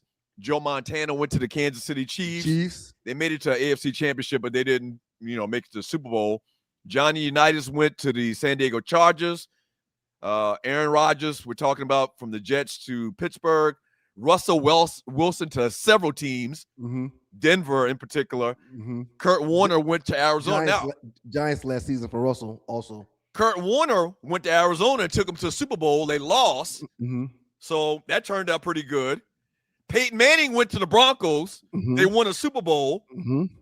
And Tom Brady went to Tampa Bay and they won a Super Bowl. So you got kind of like half and half success almost if you look at those names I just mentioned just now. Like, you've won some Super Bowls with some veteran over-the-hill quarterbacks. We would call them over-the-hill. But mostly, I'd say 70% of the time, a quarterback leaves, a legendary quarterback leaves and finishes his career with another program, another organization, and they have, not so great success. What odds are you giving the Pittsburgh Steelers this season to have success or a better year than Rodgers had last year? He took them to the playoffs last year. Will he take them to the playoffs again? Will they go deeper into the playoffs this year? Offensively, they did not play well in the playoffs last season. Well, and unless he hits a wall, which a lot of quarterbacks, a lot of players do late in their career like this, because that's how it works. You get 40-something, you slow up a little bit. You hit walls. Unless he hits a wall, unless this is a year for them to hit a wall, I'd like them to make it to the playoffs. Why wouldn't they make it to the playoffs? Do you frown upon said quarterback, or do you frown upon said team that allows said quarterback to go?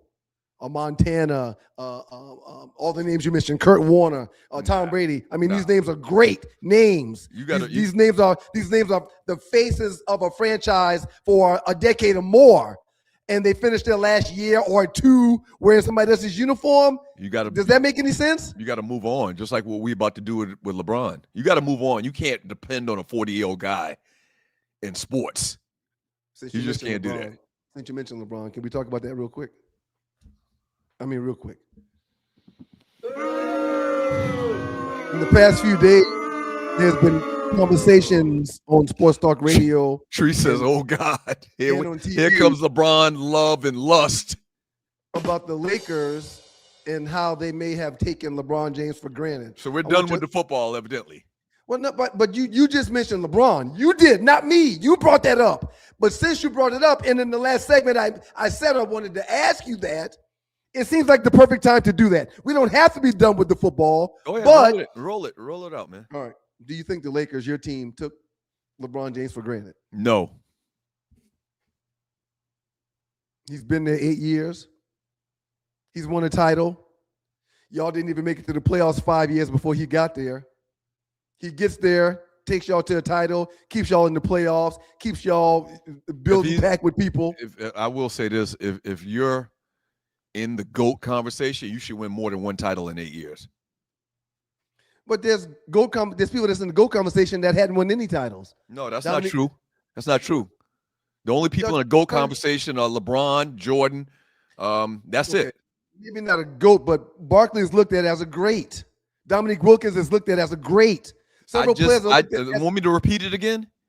If you're in the GOAT conversation, you should win more than one title in 8 years. Who says that? I just said it. So you don't agree with that statement. You don't agree with you being talked about as the greatest basketball players of all time. You go 8 years with only one ring. What do you mean with only one ring? There's several greats that don't have any. Sir, they're still considered great players. We mentioned this earlier. If Jordan didn't step away from basketball those 2 years, he would have 8 rings. We didn't ask Jordan to do that. He did that on his own free will and accord. Right, but you can't give him 2 more rings. Okay, he didn't earn those 2 rings. Okay, Why are you talking about this fictitious stuff like it's real? Go ahead with your point about LeBron and Lakers not giving him enough respect or whatever that you said. Shame on everybody. Why are you laughing? Why y'all booing? Shut up. Y'all don't even know what I'm going to say. Shut up. You said that with such conviction. Shame on like you was about to cry. Come on, man. Should the Lakers keep LeBron for another year? Type 1 for yes or 2 for no in the chat. Oh, that's simple. Stu's poll. Here. All right. Can I finish, man, without being cut off? Go ahead. I'm going to step back and just let you go ahead and just give man love to LeBron for the next 5 minutes if you want. Go ahead. Shame on everyone or everybody that would allow the words to come out of their mouths. The Lakers have taken LeBron James for granted. When you draft a man's son with one of your picks, you're acquiescing to that man.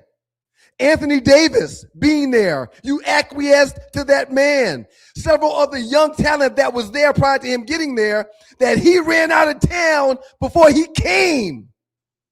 You did what he wanted done.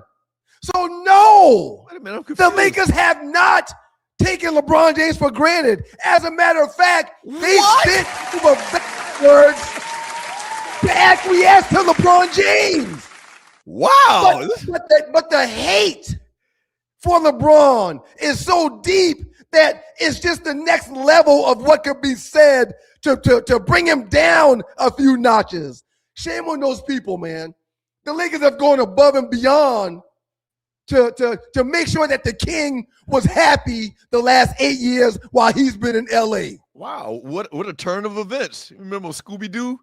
What a turn of events. Wow, I didn't see that coming, man. I didn't see that coming. Good for you. Yeah, man, you draft a man's son who people question if he would be drafted or if he could even play at this level. Would have never been drafted if his daddy went LeBron, right? Well, but his body of work shows that he's worthy of being a D-League player. Would he have been drafted? A G-League player. Would he have been drafted if LeBron wasn't his daddy? The odds are no, because he doesn't have the immeasurables of others. But to average more than 20 points in the G League and to get on the floor in real time live action with the pros as a 12th, 11th, maybe even 13th man and get buckets and get assists and score, maybe he deserved the shot to be there. Okay, man. Okay. So I'm kind of confused. So you actually are giving Laker fans props, man, and the Laker organization the props. Laker organization. They went above and beyond to cater to the king, as he deserves to be catered to. I thought this was going to be a situation where you tore down the organization because they didn't give enough respect or something like that. Thank you, Sidney Action Jackson, for being willing to tell the truth. Bronny would have been drafted, but he would have been cut by now. Okay, he would have been drafted though. No, I don't think well, you don't think that, but me and Action Jackson do think that. Okay. Good for y'all. Now you're trying to tell Sydney what he can say or how he's supposed to think. He ain't your ex-wife. You can't tell him how to think. Right. Not that that's anything you were doing with your ex-wife. So listen, man. I'm glad you said that. Laker fans have been very gracious to LeBron James. Thank you for the 1 ring. Although, once again, if you're in the GOAT conversation, you should win more than 1 ring in 8 years. That being said, he's a phenomenal player, man. He's one of the all-time greats. We're going to miss him. Just as basketball fans, I totally understand it. I don't know if you should say you're going to miss him. I don't think he's going to be gone. He only averaged damn near 25 points, 8 rebounds a game, and over 8 assists a game this past year, man. Well, LeBron has historically shown at the same time he's a great player. He is about his money. He shot 40%. He shot 40% from the 3-point line, man. I don't see the Lakers giving him, what's the number they're throwing around? $65 million. Well, it's 60 for a max contract for a man his age. No, they will not do that. No. But damn it, he deserves 30 or 40. You think he's going to take less money than he thinks he can get in another organization? I think he will take less money to keep his job and his son's job in LA, where the bulk of his business now is. Cleveland is not going to win a championship this year. It would be great. It would be fantastic, LeBron, to go home and get those guys over the hump, over the hill. Uncle Woodrow, LeBron James is like the family member who was supposed to move in for only 6 months and ended up staying 8 years. Get your ass out of my house.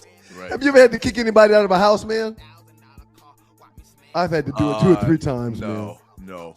I've had to do it 2 or 3 times. A couple of our homeboys used to sleep on our couch when I was in college, when I was at State. Baby Stu, I know he's listening too. Hezekiah, shouts out to you, Hezekiah. He's, hey man, I got to move out of here, man. If you let me move in for like 2 or 3 weeks, man, I won't be long and you'll never see me, man. It would have turned to 2 or 3 years. 2 or 3 years. This ninja cooking breakfast in the morning at 3 o'clock in the morning, smoking in the whole kitchen. I woke up one morning like Stop this, man, because he's listening, and you don't want. You're joking right now. You don't mean this. No. I woke up one morning, man. He was like having an orgy with these chicks downstairs, and I'm like, look, man, you gotta take this foolishness out of my house. No, I don't have a wife. No, there's no kids here, man. But this is total debauchery, and I'm done with it. I want you out of my house. And then he invited me to come in, so I came in, and then he ended up staying like another year. It's ridiculous, man. Hey, we need more votes, man. Damn it, y'all. We need y'all to be interactive. All right. So in the chat, in the chat, put 1 if yes, you say yes to this question. Should the Lakers keep LeBron for another year? Or 2 if you think no. So Tree, is this technology? Tree, step in here for a quick second. Does this technology allow you to only be able to vote once? Yeah. But they have to. Awesome. They have to participate, like he said. I was just trying to put a bow on this, so we don't have to revisit it 12 more times. No, that's great. Thank y'all very much. Thank you, Tree. Thank you, Tree. Sir, the Lakers are going to. When he's still putting up the numbers he put up and his name is as big as it is, you don't want that notoriety to go to somebody else's team. If LeBron is not there, you're going to get less eyes. Boy, the voting's close. Hey man, that's the problem I got with you. Why do you care? You've said over the last 25 years you hate the Lakers. Why do you care so much arguing in his defense? Urging our organization, our franchise, our front office to bring back a 42-year-old. Why do you care? The Lakers this is what we talk about when we call y'all LeBron sexuals. The Lakers are a business, sir. But why are you arguing on his defense? You're not his attorney? Their business would be more profitable if he's brought back because of who he is. Why do you care to even make that statement? It's my job to freaking care. We talk sports. What do you mean, why do I care? No, it's not. Because we talk sports. No, it's not. No, it's not your job. Next in the dugouts with the Two Live Stews, the last 48. Why do I care? It's a trending topic. When I ask you to come on to talk about it, they took it for granted. That's something that's been talked about in the realm of sports for the last 3 or 4 days. LeBron sexual. You're a hater. Keep it locked. Keep it locked. Two Live Stews. Man, and I'm the one that's got attitude. I'm the one that's crazy. I'm the one that's, man, what am I, living in a bizarro world? Are you tired of workouts that leave you feeling drained? Do you want to push your limits without compromising your health? Introducing NPE, the ultimate pre-workout powerhouse. NPE is packed with natural plant-based ingredients that fuel your body and mind. We're talking about sustained energy, enhanced focus, and accelerated recovery. All this while giving your immune system a powerful boost. But NPE doesn't stop there. It also stimulates circulation, enhancing blood flow throughout your body. And it doesn't just improve your workout performance, it also boosts fertility and sexual drive in both men and women. Whether you're a seasoned athlete or just starting your fitness journey, NPE is here to help you reach new heights. Don't settle for sluggish workouts. Unleash your inner athlete with NPE. That's natural performance energy. This is not your ordinary pre-workout supplement. Our clients will tell you NPE also stands for natural power, peak performance, every workout. Welcome back to you guys, the Two Live Stews. He's Doug, I'm Ryan, together with the Two Live Stews, and this is the Two Live Stews experience. Thank y'all for being here. We appreciate y'all. Not only are you doing the show, you actually have a microphone in front of you. Go back to the last post-tree. You took the time out to write in the chat room. You got a microphone. We just debated this for the last 10 minutes, but you take extra time to go in the chat room and make a poll. Are you sick? No. Are you insane? Let me explain something to you. They go Thelma with that afro. Look at all 70-ish. That was a beautiful afro. I was responding to comments that was made in the chat, which I do. I'm a part of the community in the chat room, which you don't ever do. I'm talking to the goddamn people. I'm too busy pushing buttons around here, man, and keeping control of the studio audience. I don't have time. I can't do everything. I'm pushing a lot of buttons, sir. It's a joint effort for the production of this thing around here. The fact that I take time to communicate with those that are communicating with us says a lot about me and a lot about you too. Or it just shows your love affair to argue in the defense of LeBron James at any chance you get. Did you vote on the poll? Did you vote on the poll? No. Did you vote on the poll? I didn't vote on the poll yet. Of course you didn't vote on the poll because you don't participate with the people that support you. I do. You're watching teasing me about rage baiting. I am not upset. You're watching the Two Live Stews experience. Let's run through the last 48. The biggest memes in the Two Live Stews Facebook chat group over the last 48 hours.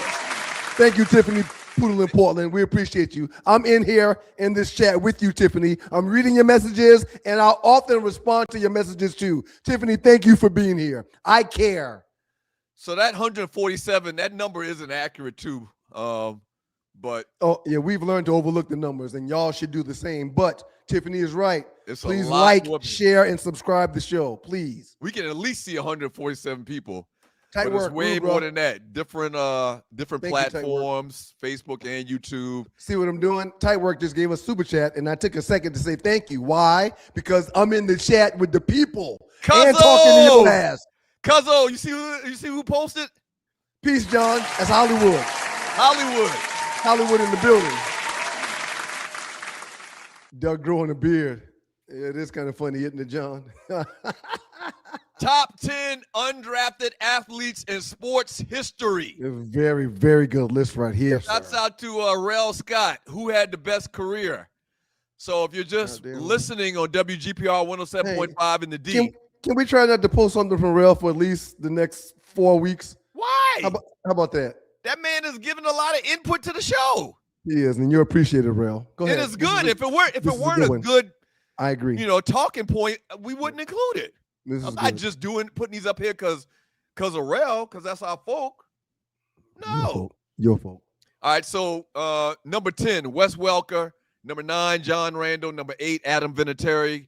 John Starks, number 7. Connie Hawkins, number 6. Antonio Gates, number 5. Brad Miller, number 4.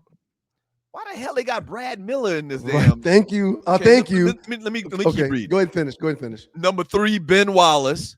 Number 2, Warren Moon. And number 1, Kurt Warner. What are your problems with this list, or are you good with it? Brad Miller. I don't know if he should be on this list. Why the fuck is Brad Miller in any conversation about anything good? And Adam Vinatieri. At number 8, he's a kicker, I know, but he should be higher. He single-handedly won the Patriots about 2 or 3 of them damn Super Bowls. So he got to be higher. But he's just a kicker, though. But he's a kicker that matters. Yeah, they won field goal games that got them rings off of his foot, sir. That's a good point. How many kickers have you seen in Buffalo go wide right or wide left to win games? Why is John Starks in this conversation? John Starks was a D-League player, a guy that was slept on, free agent. All of these guys were undrafted. That's the title of the meme. Right. I get that. Yeah. I get Starks being on there, even though they didn't win anything when he was in New York. Okay, I can agree. Kurt Warner maybe a tad over Warren Moon because Warren Moon doesn't have a Super Bowl. Kurt Warner took the Rams to 2 Super Bowls, won one. They should have probably won the second one as well.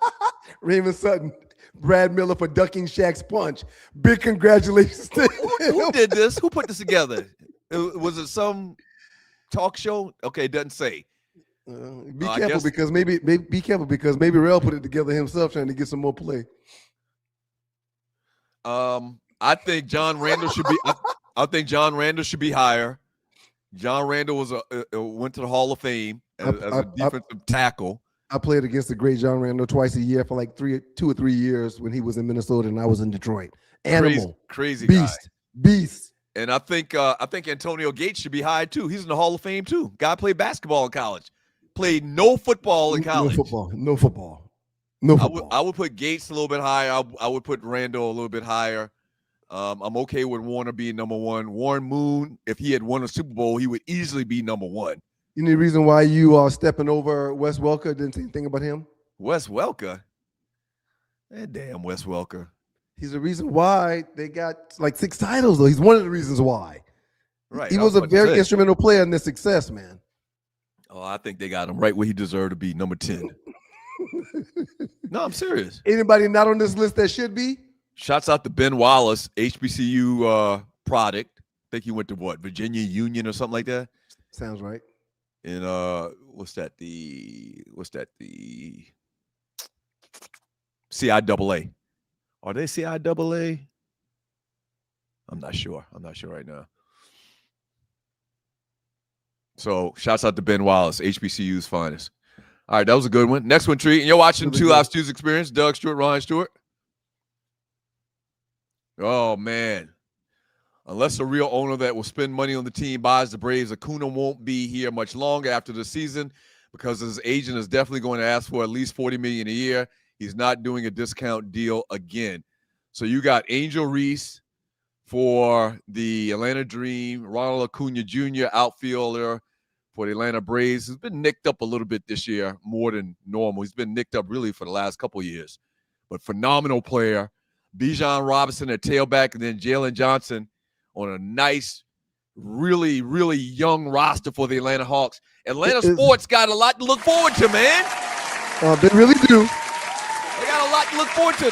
We in good hands with these young players, man. We got some a very strong talent of players on just about every franchise. You mentioned Acuna Jr.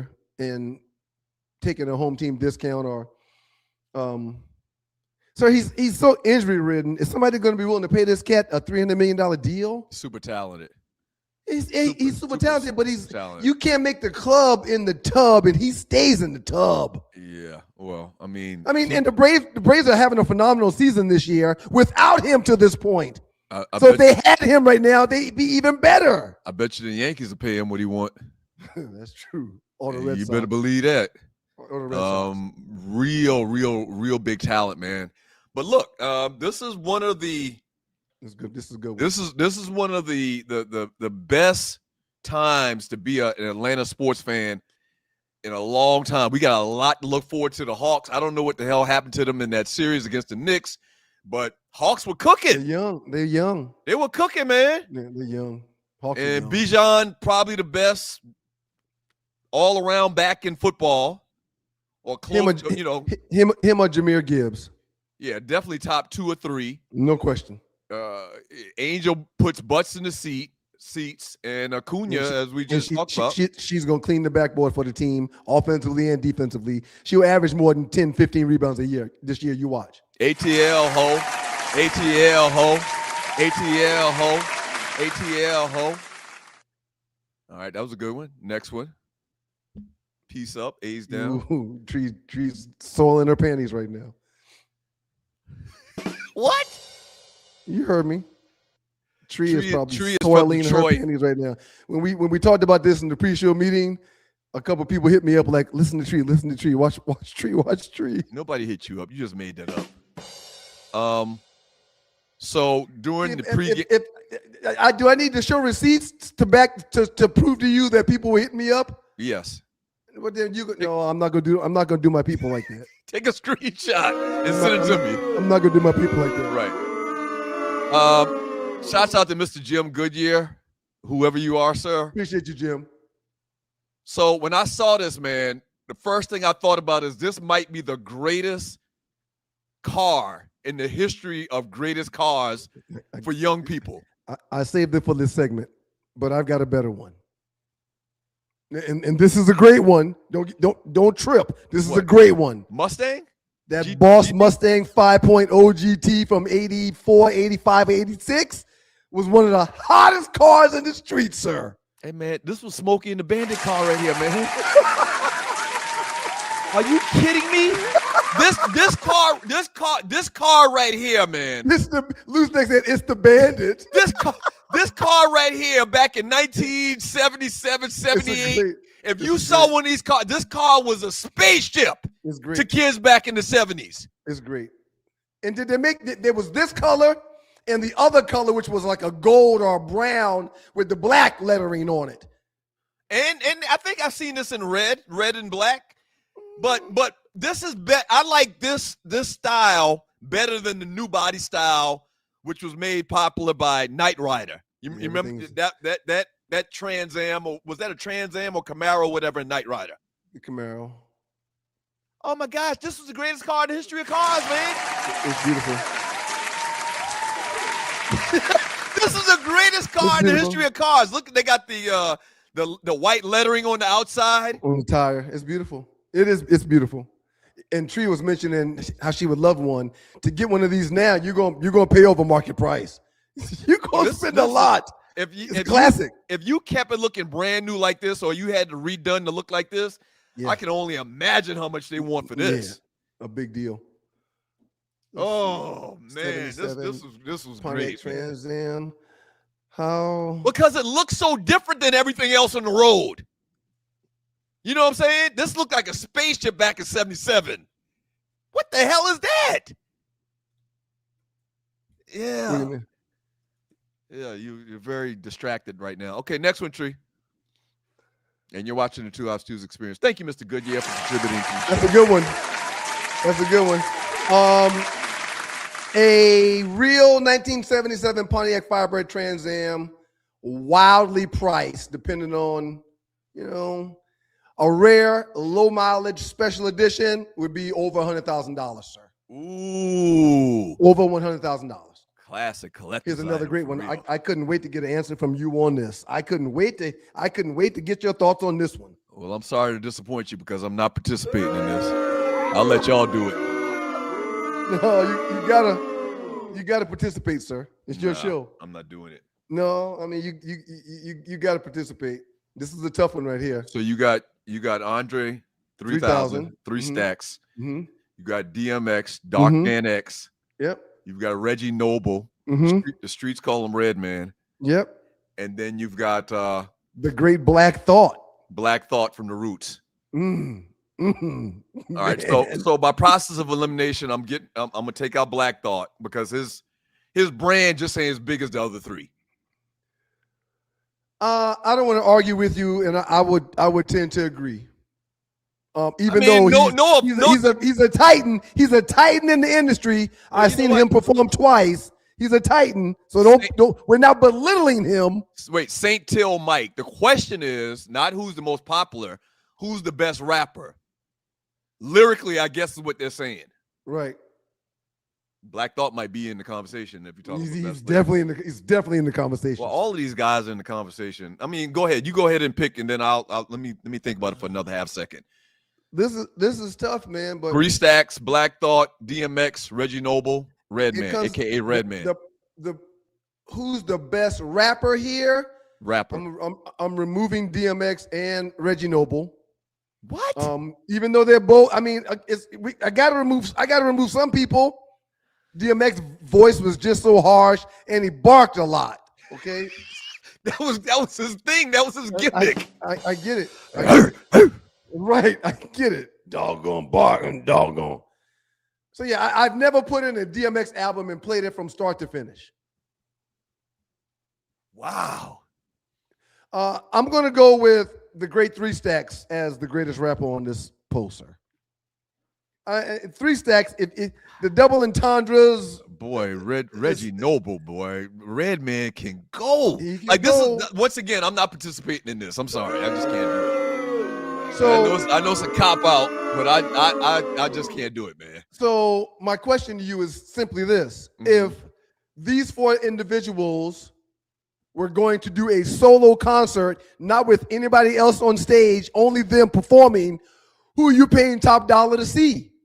I think it's got to be 3 Stacks. I think DMX. Really?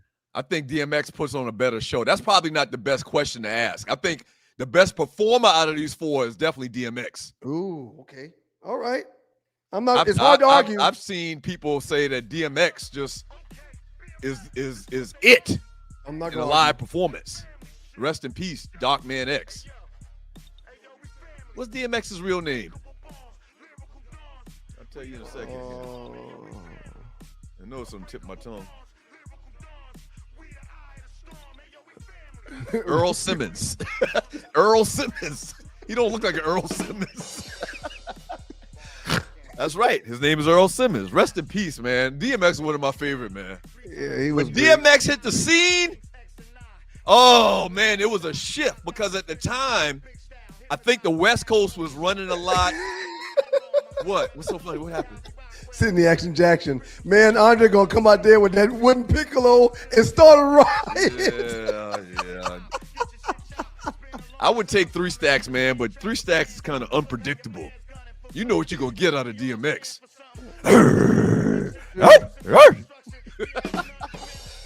Shouts out to the great people in Detroit, Michigan. Thank y'all for rocking with your boys this morning. Or your guys, I'm sorry. Damn it. You just did it. You just did it. We We appreciate you, WGPR Hot 107.5 FM HD2 in Detroit. Hey, Sports Rap Network is in the building. If y'all want to hear the rest of the show, go to YouTube, head to the Sports Rap app. Make sure you download that so you're in the know with what's going on in the world of the Sports Rap Network. We'll see y'all on Thursday. Peace and blessings to y'all. Thank y'all for being here. Okay, so we're going to tease this. Let's talk about this when we get back. Can we, Tree? Yeah, you went too long. It's fine. It's the trespass. So we're going to bring Arlie and Tree back for this. We got the trespass coming up right now. You just saw the question in the last meme. I thought women like when you go too long. Was I wrong? So stay tuned. Stay tuned with your boys. Come on, Tree, please. Okay, let's talk about that in the after show meeting today, man. I'm not gonna be able to stick around. I'm not gonna be able to stick around long for that meeting. And if y'all come back and I'm not here, Morgan's here and I gotta go wake her up because we have a meeting to go to. So, but I'll be right back if I'm not here when y'all come back. Stewart Media and Entertainment all night. Let's just go to the break, man. Thank you, Tree. Don't put. Come on, Tree. Seriously.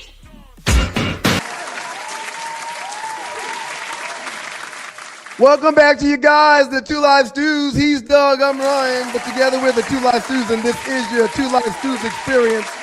Good morning, y'all. We appreciate you for being here. All right, so finishing up with last 48, the biggest memes in the Two Lives Choose Facebook chat group. Hey, do us a favor. Please hit the share button. Please hit the share button. Like the show. Donate if you feel it in your heart. Go ahead. You're bringing the ladies in here, right? Yeah, absolutely. Okay. Because I'm going to share something my people sent me some text, and I want to share something that they sent me. Biggest at the height of their career, who was bigger, Janet Jackson or Beyonce? I don't know who posted this one or where this one came from, but it's not even close. Who is it? Sir, Beyonce is like one of the biggest stars in the history of stardom. I love Janet. I love Janet. I've met her. I met her a couple times. She was in Detroit a couple times. Janet Jackson. What do you mean, Janet Jackson? You just be making up stuff, man, on the spot. He did meet her at the club. Yes, I did. The first time I met her was in Detroit at Legends. In 2 years. She was at the bar. That's the first time I met her. And the second time I met her. Wait. Janet Jackson was just sitting Legends at the bar is in Detroit. Not the Legends is in Detroit, yes. Janet Jackson was just sitting at the bar in a club in Detroit. Staring at Ryan. She had security with her. And I thought she was staring at me, but I went over there. A lot of people was going to talk to her, but security wouldn't let them through. And I knew one of the guys that was working at the club, and I'm like, hey man, can I go holler at Janet? He was like, yeah, let me walk you over to her security. And he walked me over there, and the dude, he was like, hey man, this is my man Stu, play for the Lions, blah, blah, blah, blah. He wants to holler at Janet. The security guard looks back at Janet, and she kind of gives him the nod like, yeah, let the nigga come on. And I went over there and hollered at her for a brief second. Going forward, that's the sound effect for Cap.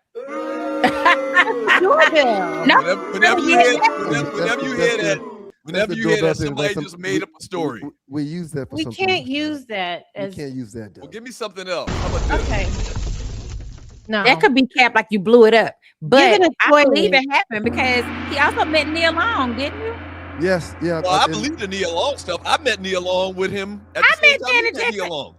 I met Janet Jackson in a club in Atlanta, so he could have easily. Ollie, tell a story, Ollie. Tell a story. So you want to hear Ari's story? What's happening with you two? So Ollie can have a story, but I can't. Yes, go ahead, Ollie. Tell your Janet Jackson story. I got 2 Janet Jackson stories. One was she did this top 20 under 20 thing, and you could nominate a person under 20 years old that she would then let them come to like a private show at the Fox Theater. Well, Trey, my son's the bruh, shout out. What y'all called him? He's 6, 90, 20, 22, whatever. Anyway, he was tag. His tag. Look at that. He and my little goddaughter were both nominated by their babysitter, and they won. And so we got to go to meet Janet Jackson. I have to find the pictures because it's on my phone somewhere. And she is tiny. She's very small. You hear me? She's very small. Tiny. I did not know she was that short. She's shorter than me, and I'm not tiny. You wouldn't believe how short a lot of these celebrities are. I've talked about this before. TLC literally, 1993. They performed at this was before they blew up. They performed at Homecoming at South Carolina State. Before that concert, they were just walking around campus. Nobody really knew who they were. They literally looked like 10-year-olds. They do. Like they are tiny, like 4'9", something like that. Well, Chili went to my high school, and she is small. She's not that much shorter than me, but she is far smaller because I got boobs and she don't have none. She used to try to rub butter on herself to make her boobs grow. Somebody told her that would make her boobs grow back in the day. Y'all want to hear some stories? I got them today. I'm mean today. I don't know what's wrong. Who wants some? Come get it. Okay, so the question was, and we want to get Tree and Arlie's thoughts. Flash the meme one more time. At the height of their career, who was bigger? I think Ryan just doesn't remember. Maybe he does. I'm just not giving you the answer you want. Shut up, boy. You're right. Shut up, boy. So what do y'all think? What do y'all think to this question, Tree and Ollie? I just think it's the time. If Janet had the same social media, the same kind of stuff, would have been just ridiculous because she danced. Beyonce is a page from the Janet Jackson book. So is what's that girl name to be spinning around and showing everybody her picture? What's the word? Britney Spears. All of them stole from Janet or took pieces of Janet. Beyonce is a stronger vocalist than Janet, though. Yeah, I agree. Arlie, Tree, what do you think? I agree with Arlie, Oh, and I agree that Beyonce has gotten Janet Jackson to me, and maybe they don't want her to sing or express her true ability production wise, but Beyonce to me couldn't sing either. But when I went to what was the big Renaissance? Yes, I was like, I changed my mind, but that's because she's using it all the time, and she sounds good. She is stronger than Janet was in Janet's time. I just guess I'm. You're old school. You're a hater of everything new. Everything in your day was better. Everything in you're. I think that But I she think didn't maybe have the same access. Janet at 60. That y'all saw her the other day. She turned 60 on May 16th. Fine as wine. I hope that's what I put in chat. I hope, because if I got to climb on this pole when I'm 60, I need to be like Janet. She looks good. Yes. I just think that I'm nostalgic about, Charlene from a different stroke. Yeah. Oh, that's probably part of it. But yeah, you have a problem with things that are new and recent. The finest points of her life was when she was on A Different Strokes as Willis's girlfriend, Charlene. Why are you putting her in a box? They're the finest points in your life as it relates to her, but you just find as hell in Pleasure Principle. She will find as hell in Pleasure Principle. Yeah, when she has straight hair.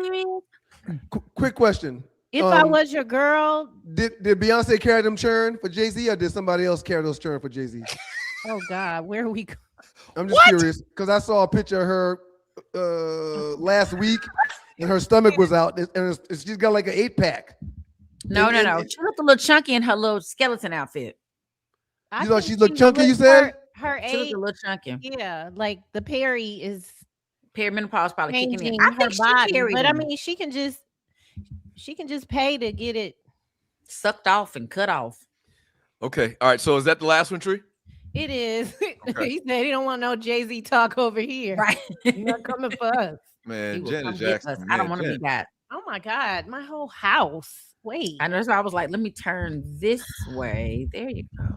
Okay. All right. So do we do the pick of the day here, or is that next segment? No, that's not till later. What's next is story number 4. Well, since y'all brought it up, Ryan. No, you brought the pick of the day up. No, it's not time. That's not when we're gonna do it. I asked the question. I didn't say do it. This is for Arlie to still, Okay. Can I say something? Can I ask for permission to say something? Thank you. I appreciate y'all for letting me say something. Everybody's jumping on, Ryan. I appreciate y'all for letting me say something. Ryan, I'm sorry. I want to apologize to you. Oh, you don't know apologize. Even though he didn't send you that text. It was me, Ollie. It was me. So you don't have to apologize. But when it comes to the picture of the day, there's a few people that say they want to see pictures from everybody. So in the future, we probably should do that. Arlie has one she had Friday, but we can, or whatever the last time, we can't never get through nothing that she sends. But I have a picture for Arlie, and then I have a picture for me. So Arlie, can I bring that one up? We can run it today. This isn't a pissing contest, Tree. This isn't about me being this. I don't know why you turn it into that. I'm reading a text from somebody else. I didn't make this up. I can show receipts. What the hell are you talking about? I just am in agreement with you. But you're attacking. You agree? I literally am in agreement with you. I said Arlie has a. My bad. I apologize. Arlie, I have the picture. Mitts down. But Tree, this isn't just about me, Doug, and Arlie. The people want a picture from you as well. She says she has one of herself too. Oh, I was talking. I didn't hear her. We know. It doesn't have to be of you. It could just be a picture. Okay, let's run it. Please, we bogging down. This is not good radio. Well, it's a podcast. This isn't radio. This is not radio. Old timer. You're so busy living in the 80s. You just overlook so much stuff. Okay, let's go. Picture of the day. Wait, ready? You gonna do it now? No, we're not. We're gonna go to spades. Go to spades. Yeah. There we go. Okay. So I played. Was Tree not in the meeting this morning or something? What the hell is going on today? I played poker this weekend, where the inspiration for this conversation came from. Your favorite card game I got a list of top 10. AI says top 10 all-time greatest card games of all time. Let me get your thoughts on some of these before you tell us yours. Number 10, Dominion. Y'all ever heard of a card game called Dominion? You don't mean dominoes? No, It's not Dominion. a card game. It's not a card game. Y'all got one more time to come for me today. Y'all got one more time. So nobody's really even heard of Dominion. Have you heard of Dominion, Doug? No. Oh, okay then. Whooping. Number 9, Rummy. Gin Rummy. It's a great Heard game. that. That's a great game. You know how to I play like Gin Rummy. I like do. Gin Rummy. Okay. You know, I grew up in a house where them old folks was like, you put no cards in this house. That's against the Lord. So That's you true. couldn't play cards in the house. Your dad is a minister, right? It wasn't my dad. It was my grandmama and it was my great grandmama and her daughter, Okay. my great auntie. Her daddy's a minister, but he's a great card player. Right, he liked poker. Number 8. How far are y'all from Biloxi, where you grew up at? About 2.5 hours. Oh, that's an easy drive. Yep. Pastor can go to the casino and be back for church the next morning. Back for church. All right, number And 8. not preach the sermon. Not just Shout out to Terry Clark. We appreciate you, Terry. Sorry. number 8, cribbage. I never heard of that. I'm pretty sure y'all probably haven't either. Hey, I did you dirty with this one, sir. Number 7, spades. Good morning, Carrie Porters. Good morning, Carrie Porters. Number 7 is spades. We've all played spades. Yes. HBCUs is actually a course on spades. Basically, As a matter of fact, I was beating you so bad in spades that last Thanksgiving you quit. Openly quit. that's a lie. and my dad don't play by spades. If you're not watching your hand, he will get you. Get up right now. You're not playing with me. You getting fussed at. All that. Both your parents went to Jackson, right? Both my parents went to Alcorn State. Alcorn. Not You Jackson. just hurt their feelings. Which is and where they- Manimal pledged at Alcorn State. all. It looks like Alcorn. Al, but it's all. Well, you said, well, never mind. No, I didn't say it. Doug said it. Number 6, blackjack. Number 5, Uno. We've all played Okay. Uno. Classic. Number 4, Magic. The Gathering. The hell is that? Where I is have no this idea. lit? Uno did you dirty this Some time, man. Black centric list. Number 3, Contract Bridge. Widely considered the most cerebral and competitive trick-taking game played in The hell is partnership. that? Number 2, Solitaire. And coming in at number 1, the Great Poker.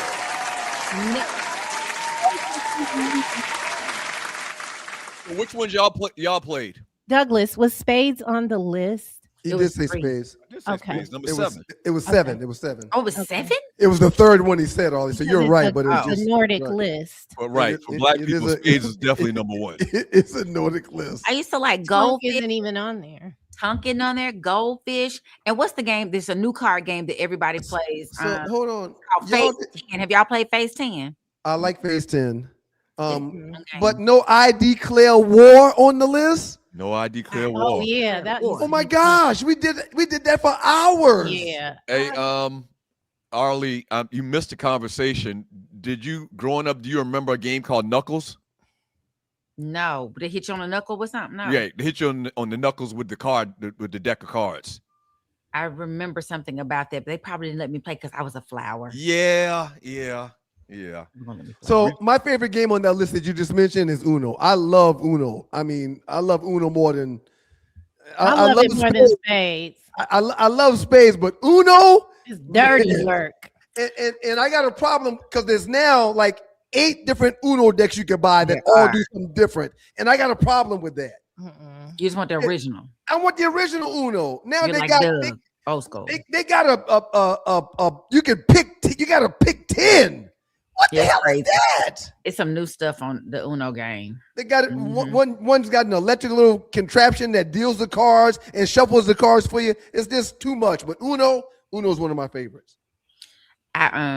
We played Uno cousins. You know, we had an Uno game, and it was so fun. Like you don't think about just the little things, and I don't think these kids play cards like that. I don't think they like They're Like, probably they on used to be video the- remember they- games.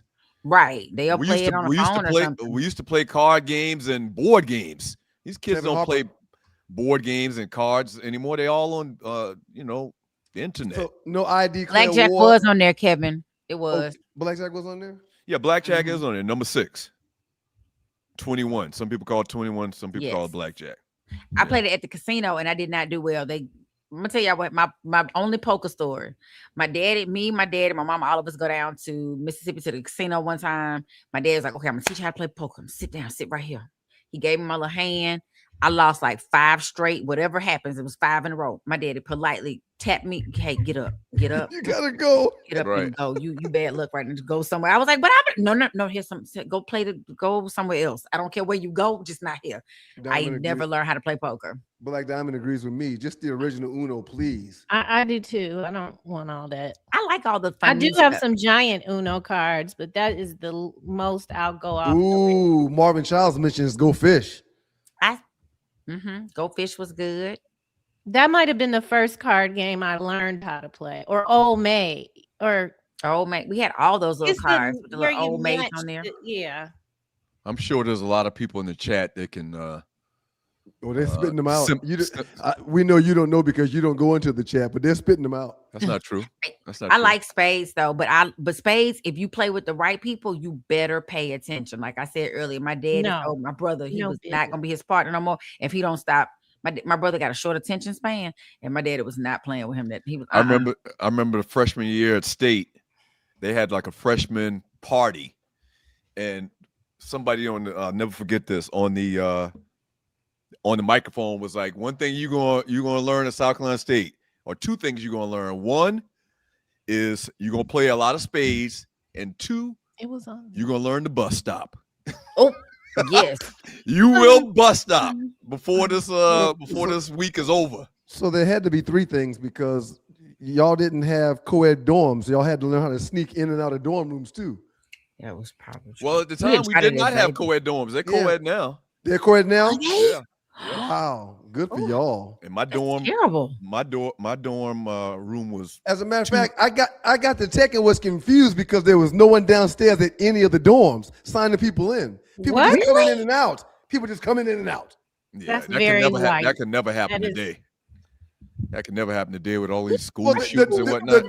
The doors were locked. You had to have a key or a card, but there was no one to sign you in if you didn't stay in the dorm. You could just go to your people's room. You know what? At Eastern, we didn't have nobody signing in either, but there was an RA that on the floor to make sure that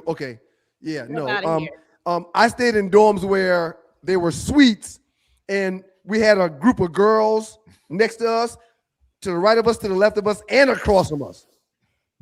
I mean, we had like we all party together. It was like organized crime sneaking girls in the dorm room. Somebody standing at the door, somebody standing on the street, waving. All right, we good. Go ahead. Go, hurry up.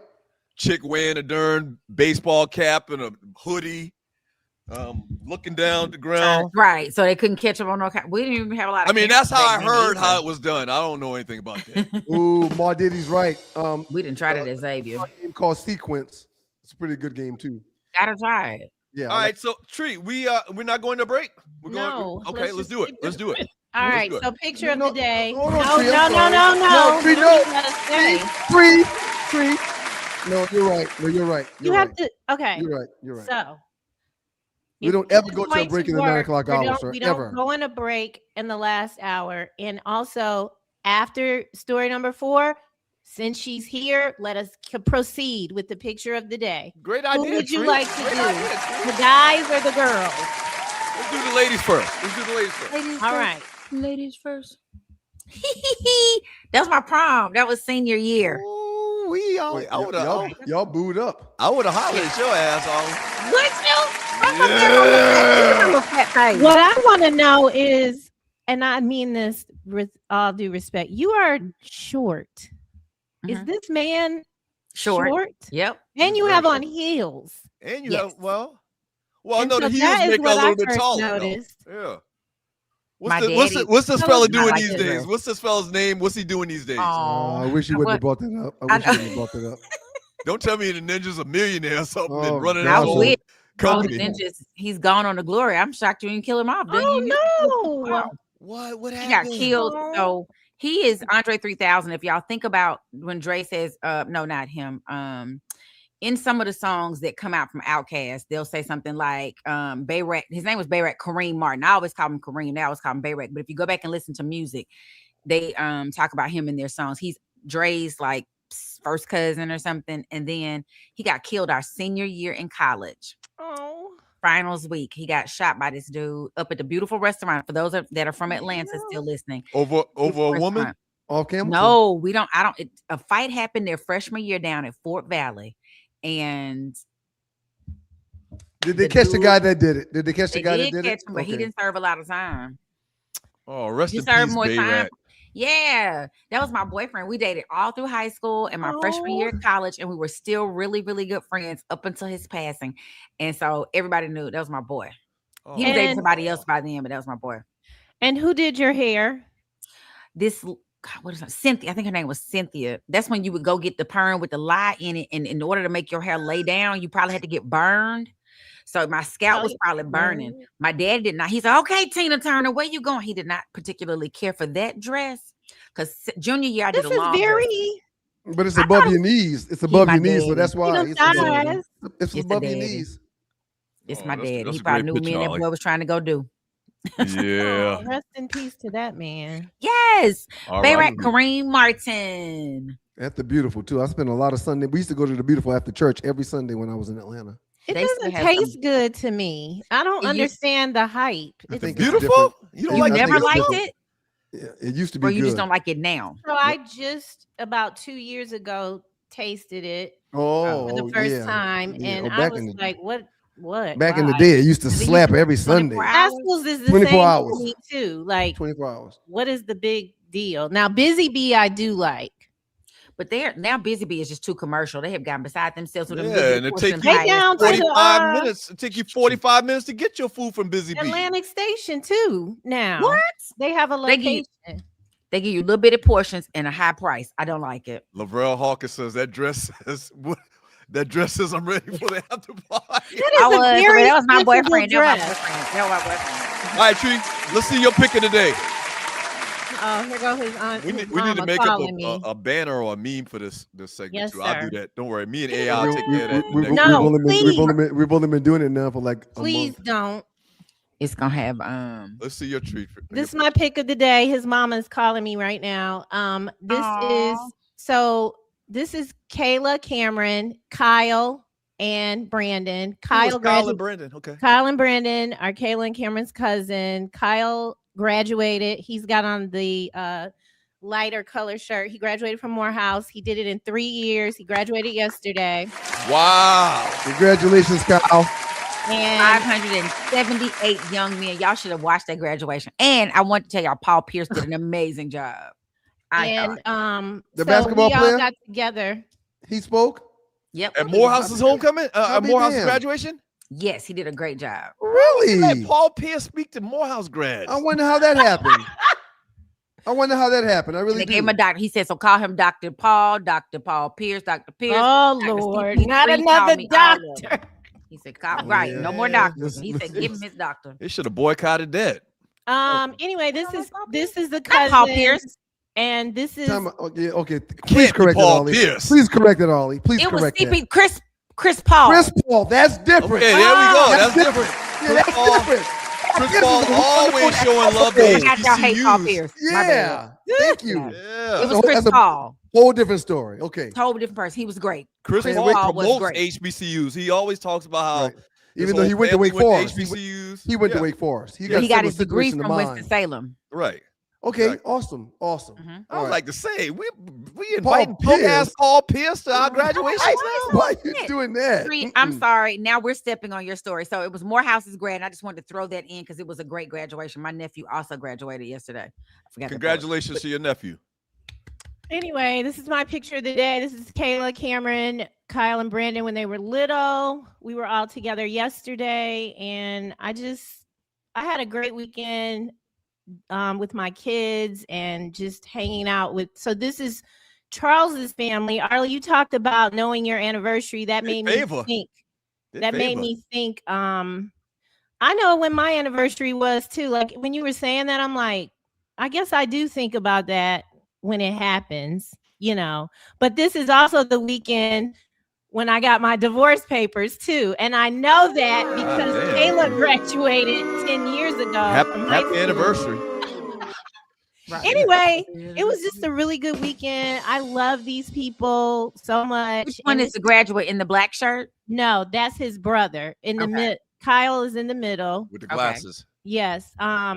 If anything had happened to me and Charles, Kayla and Cameron would go to their parents. Oh wow. Just really Keisha and Brian, stellar parents. And anyway, we had a good weekend, and my baby daddy wasn't even at this party. My friends were. Listen, that's what the papers. That's what the paperwork say. Yes, it's hard to share a room. Well, never mind. Shouts out to Charles. Peace, Charles. That's his family, and I'm up in there. Anyway, let's keep going. Peace, Charles. Peace, Charles. Of the day, Doug. Congrats to your nephew. Your I understand, Charles. I get cousin. it, Charles. Congrats to your cousin. Woo! What is he doing watching next? the 2 Live Shoes experience. Law I school. get it, Charles. Law school. Congrats. He's taking a year off. Gap year. And then since he did it in 3 years, and then he's going to proceed. That's with awesome. being the long Congratulations. Congrats, nephew. Good who's next? Ryan or don't matter. Doesn't matter. Okay, well, since you're the oldest, I'll let Ryan be next. Shouts out to my beautiful baby. Look. This is her all-star team. He's got 2 teammates that also made the all-star team. They've had 2 practices, and I think she may be moving away from soccer because this all-star game is going to take her away from practicing soccer this summer. And in the car the other day, I said, baby, you know, what do you think about playing soccer this year? She was like, look at the little baseball in the bottom left. Morgan Stewart. Yeah, I don't think so. Well, all right. Yeah. So this is her teammates. She got 2 teammates that play with her that's on the all-star team. And she's really excited and enthralled with softball. So real quick, this past weekend on yesterday, we got up and went to church. After church, she had a piano recital. After the piano recital, the piano teacher let her go first because she had softball practice. So after that, we got her out of there and went straight to softball practice. She practiced, and then we went to a graduation party. Very busy weekend, but when we left, this is why I wanted to post this, and I'm going to do all I can to keep it together. After the party, we're driving home in separate cars because we met the others at the graduation party. She said, Dad, can you turn the radio down? I turned the radio down. I said, what's up, baby? She said, I'm really excited that I made the all-star team. And she's never done that before. So shouts out to my baby, man. Shouts out to my baby. Shouts out to your baby. Morgan, we got strong-ass jeans. Morgan looked just like, what a coincidence. I'm about to show a picture right now about Uncle Lenny, but Morgan looks exactly like Lenny's kids, Lenny's daughters. I agree. Brooklyn and Hope. I agree. Right. Uncle Lenny is Uncle Lenny's the tall guy, and the car that is in the garage was Doug's first car in high school, the 1976 Buick Limited.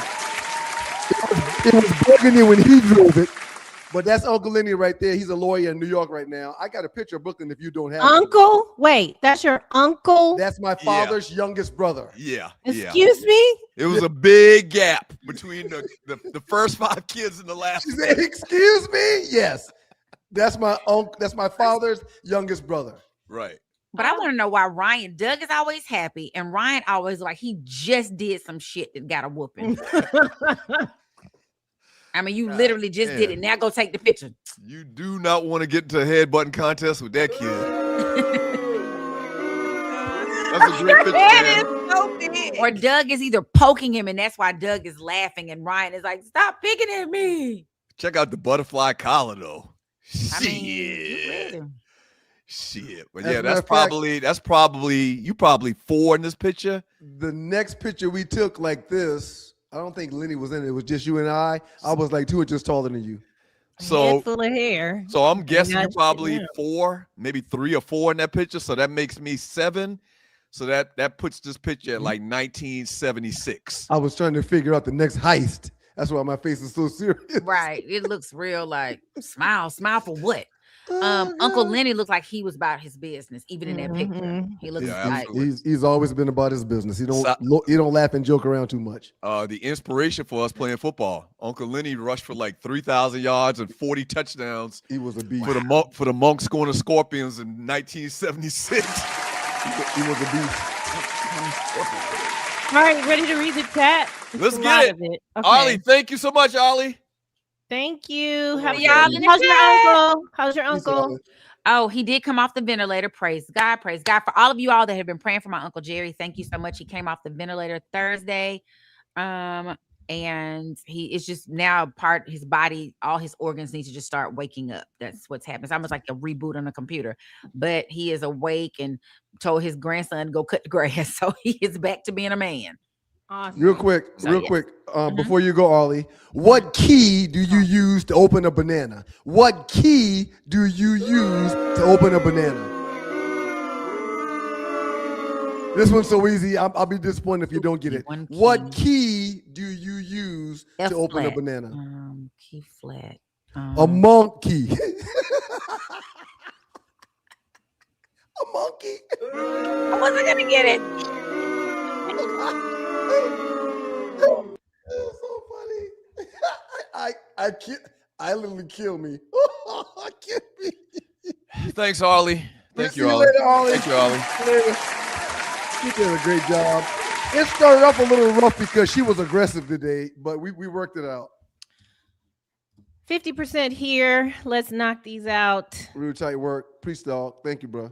To the Stews, and special shout out to Ryan and all of our fellow Noble scholars. Thank you, tight work. Thank you, tight work. Thank you very much. Doug, you're getting your situations together? Yeah, I'm looking for the Cash App donations. Tight work again. Thank you so much. Dogs and Poodles, make sure you hit the Cash App so we can get the Stews back 5 days a week. And it's thank you, tight work. We appreciate it, bro. Thank you very much.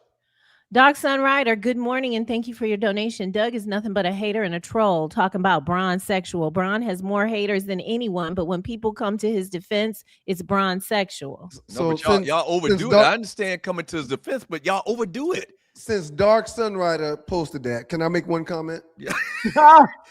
Here we go. Okay. Case in point. All right. Case in point. Comment is simple. Back in the day when we talked about the greatest, people would always say Jordan, and people would say you got to put Kareem at the top of the list because he scored more points than everyone. No one said now. People said that all the time. Now that LeBron has scored more points than everyone, how dare you deny him?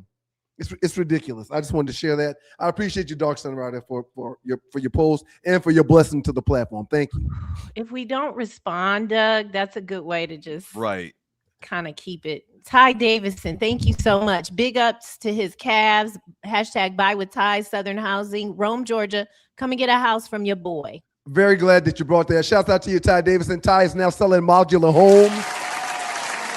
Wow. He ain't moving the cars no more, even though I guarantee he can still move cars, but now he's pushing modular homes.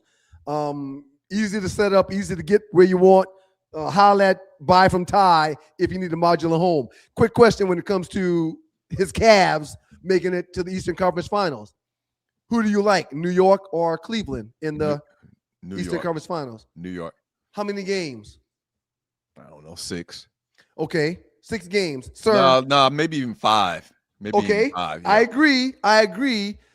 This first game, the Cavs just went to a 7-game series. The Knicks have been resting for a week and a half, almost 2 weeks. They might have some rust. Okay, so you think they'll have rust. You don't think they'll come out and play superior because they've been rested. You think the Cavs have a leg up because they've been playing consistently. You don't think the Cavs have a leg down because the Knicks have been resting. I want your thoughts on this because I'm thinking about betting the house. I don't know anything about Knicks. That. Keep me out of that. God. On the Knicks. Keep me out of that. They might lose game 1 because of rust. Reel you in. Okay. Yeah. So we're looking at it the total opposite. I'm thinking the rest has done them because they hadn't been doing nothing. They've been still practicing and watching film. Who's home court in this? Who got the Knicks are the Knicks are home court. Okay, all right. Yeah, the Knicks are the 3rd seed and the Cavs are the 4th seed, I believe. This is the second time in a row where 2 3rd and 4th seeds are competing in the Eastern Conference Finals. I got a couple of Cash App donations. Shouts out to our folk. Jeff for a little something for the building fund. Thank you, Jeff. Thank Thank you, Appreciate you, it, Jeff. Griff. Jeff. Appreciate you, Griff. Shouts out to Loose Neck, Kirtland Heavy Hayes. pride. Appreciate you, Loose $15 donation. Thank you, Loose Neck. Thank you, Loose Neck. Happy birthday yesterday to you. Happy belated birthday, Loose Neck. And then lastly, big one. For Tight Works, May tithes and authoring, $50 from Tight Works. All right, well, With so, a Q. He has Q at the end of it. He's the brother. that's, Tight Works. Well, he's already Well, he's given giving us, 60 then. he's right. He's given 2 donations on this platform and also the Cash App that is tax free for us. Not tax free, but It's not what? no tax free. Delete. Take that back. Take that back. Right. Sydney Thank you, Tight Works. Jackson, good morning and congratulations to another graduate. Shout out to his oldest, Triple J. He's graduating high school Wednesday. He plans on going to Alcorn State. And we just talked about Alcorn State quite a few times. Congratulations, Triple J. That's awesome, Congrats. man. Well done, sir. Loose Neck. If the wind picked up, Doug was gonna take flight with that collar. Whatever. That was We had to stylish fly back collars in back in the day. 76. We did. We was always suited and booted You every could single definitely Sunday wear too. that today. Brandon had on. Brandon is one of the cousins. He has on those Burberry pants right there. Look at the bottom picture. Mm-hmm. Those were his dad's pants. Mm-hmm. His dad gave them to him in high school, and then he couldn't fit them, but he's a grown 27-year-old man now. He can fit them. That collar is, you could wear that now and it would be fine. That's a pretty cool story tree that Brandon had on his pop's pants from years ago. Vintage. That's pretty dope. It's very, if you have something, I know you have things put aside for your boys, right? Well, they That wear belong to you. They wear I my mean, your- stuff already. Your pants have holes in the pockets, but I mean, aside from your pants, That was in the 8th grade tree. All right. I'm not rubbing ones out. Only Never thing mind. I got our old man's lodge jacket. Shouts out to can you fit it? Shouts out to No, it Monks looks like going a to dre- lodge. It looks like a dress when he puts it on. It's so big. Monks going to lodge 323 Our dad was a tall guy. to the east. To Well, the then east, my we're- brothers to the east. He can't wear it. Go ahead. It's more of a sentimental thing for him. He can't possibly wear it. Because if he wears it, you won't even see his hands in the bottom of the coat. I'm realizing our old man, we didn't think so. We thought he was a giant when we were kids, but that jacket I just talked about, I can barely put it on, man. Our old man was kind of small. He was kind of skinny. He was. Is he listening? You can barely put it Are you on. here? Yeah. Doug is 50% listening. Theron, thank you so much. No, Tree. Ryan was saying the jacket was too big for me. Yeah. Okay. What I'm saying is I have it right now and it's too small for me. Okay. I can barely, get it Got on. it. No, I'm serious. That's not true. He's lying. Remind me, I'll find it in Thank you, Theron. We appreciate you, Theron, player. and I don't know where it is. I thought I saved it, but Theron said he understands completely, why you guys have to lean into Okay. Thank you. guys. The guy versus boy. Thank you, Theron. I do want to say that his avatar is giving businessman. So that was Absolutely. interesting that he needs Look to like a hear banker. that my boys, he looks like a banker very much. Shouts out to Ron. Thank Like you a very much for part- listening. A party appreciate you, animal player. deep down. Tight Q work with another one. So that's Damn. 65, rounding Rude. it up. RQ to this, rude to the stews and all my fellow noble scholars, dogs and poodles. Make sure y'all hit the Cash App and bring the stews back. Is this? Yeah, we did that one already.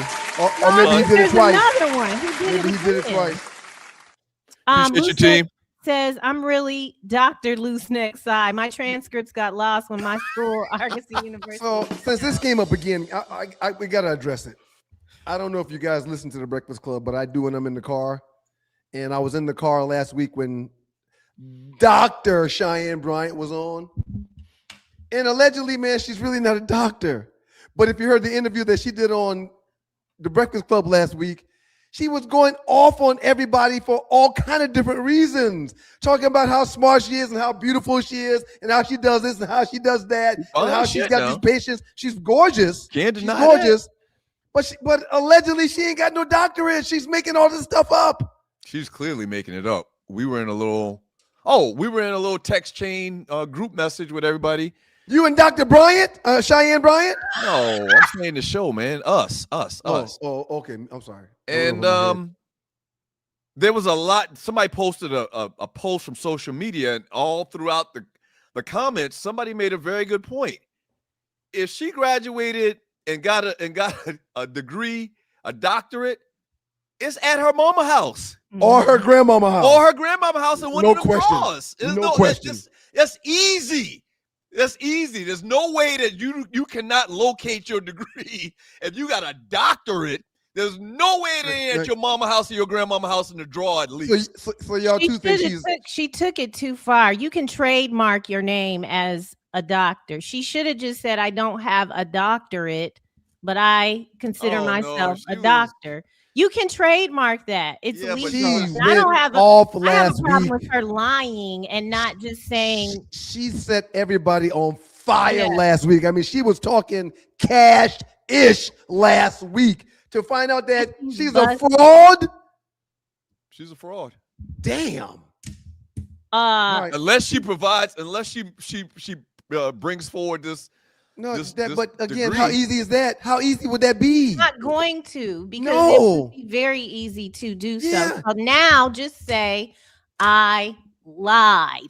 What are y'all going to do then? Nothing. They're going to keep going to see her or they're not. But I did a whole thing on it. We have like differing thoughts about being delusional, but she shouldn't have lied. Loose Neck says he also wants us to know that he worked for Spirit Airlines as a pilot, and it's on his resume. Right. Thanks for the $1.99, Loose Neck. No one can check. No one can check at this point. You worked at Radio Shack. Earl, you donate your time to us. You donate your efforts. You're an historian with the Two Live Shoes. And two of the three of us really appreciate it, me and Doug. So, Earl, thank you for all you do, Earl. We appreciate it. Thank you for the gift. Thank you, Earl. And Tree, we're going to make you read. I know you don't want to read this one, Tree, but we're going to make you read this one, Tree. Please. It's killing me. Earl McDowell, at this point, in their careers, SGA has better handles, a better passer, and he's more efficient and a better shooter. MJ was more athletic, a better defender, and a better scorer. Well, then if those three superlatives go to those individuals, I'm going to take the superlatives of MJ. The better defender, being more athletic, and being a better scorer. I'm going to take those. Superlatives. I love it. Over the better handles, better passer, and more efficiency. I don't know. I think those are kind of questionable. Those are debatable as well. The numbers that we read, which you read SGA's numbers and I read Jordan's numbers when it comes to what they did and how they did it. Jordan averaged. Well, we don't need to go back over that. Again, both great players. Dude, with the team and the bench that the OKC Thunder have, SGA he might be able to close the gap when it comes to the greatest ever if he keeps playing the way he's playing and doesn't have injuries. Thank you, Earl McDowell. Hello, Sean. Tree, that's big of you. That's big of you to tell him thank you. Tree, thank you. I appreciate that. That's awesome. Sean Mims, the people of God were worried about you. Thank you for being here. Thank you for your donations. The Clippers had to make that trade for PG because Kawhi was going to the Lakers. Why? No one gets it. SGA just turns out great. But Sean, I hear you and I understand. Okay. However, the executives that made that deal, their job is to see SGA's greatness before letting them go. They saw him.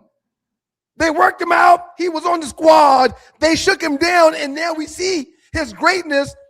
It can't be excused, in my humble opinion. That kind of player can't get away from your franchise. Good morning, Jew Jams. For my guys down since 01, big ups to the graduates. Hope. How about them Knicks? Ryan joke. Oh. Okay. What do you call a cow with no legs? What do you call a cow with no legs? Steer, hoofless. Ground beef. It's ground beef.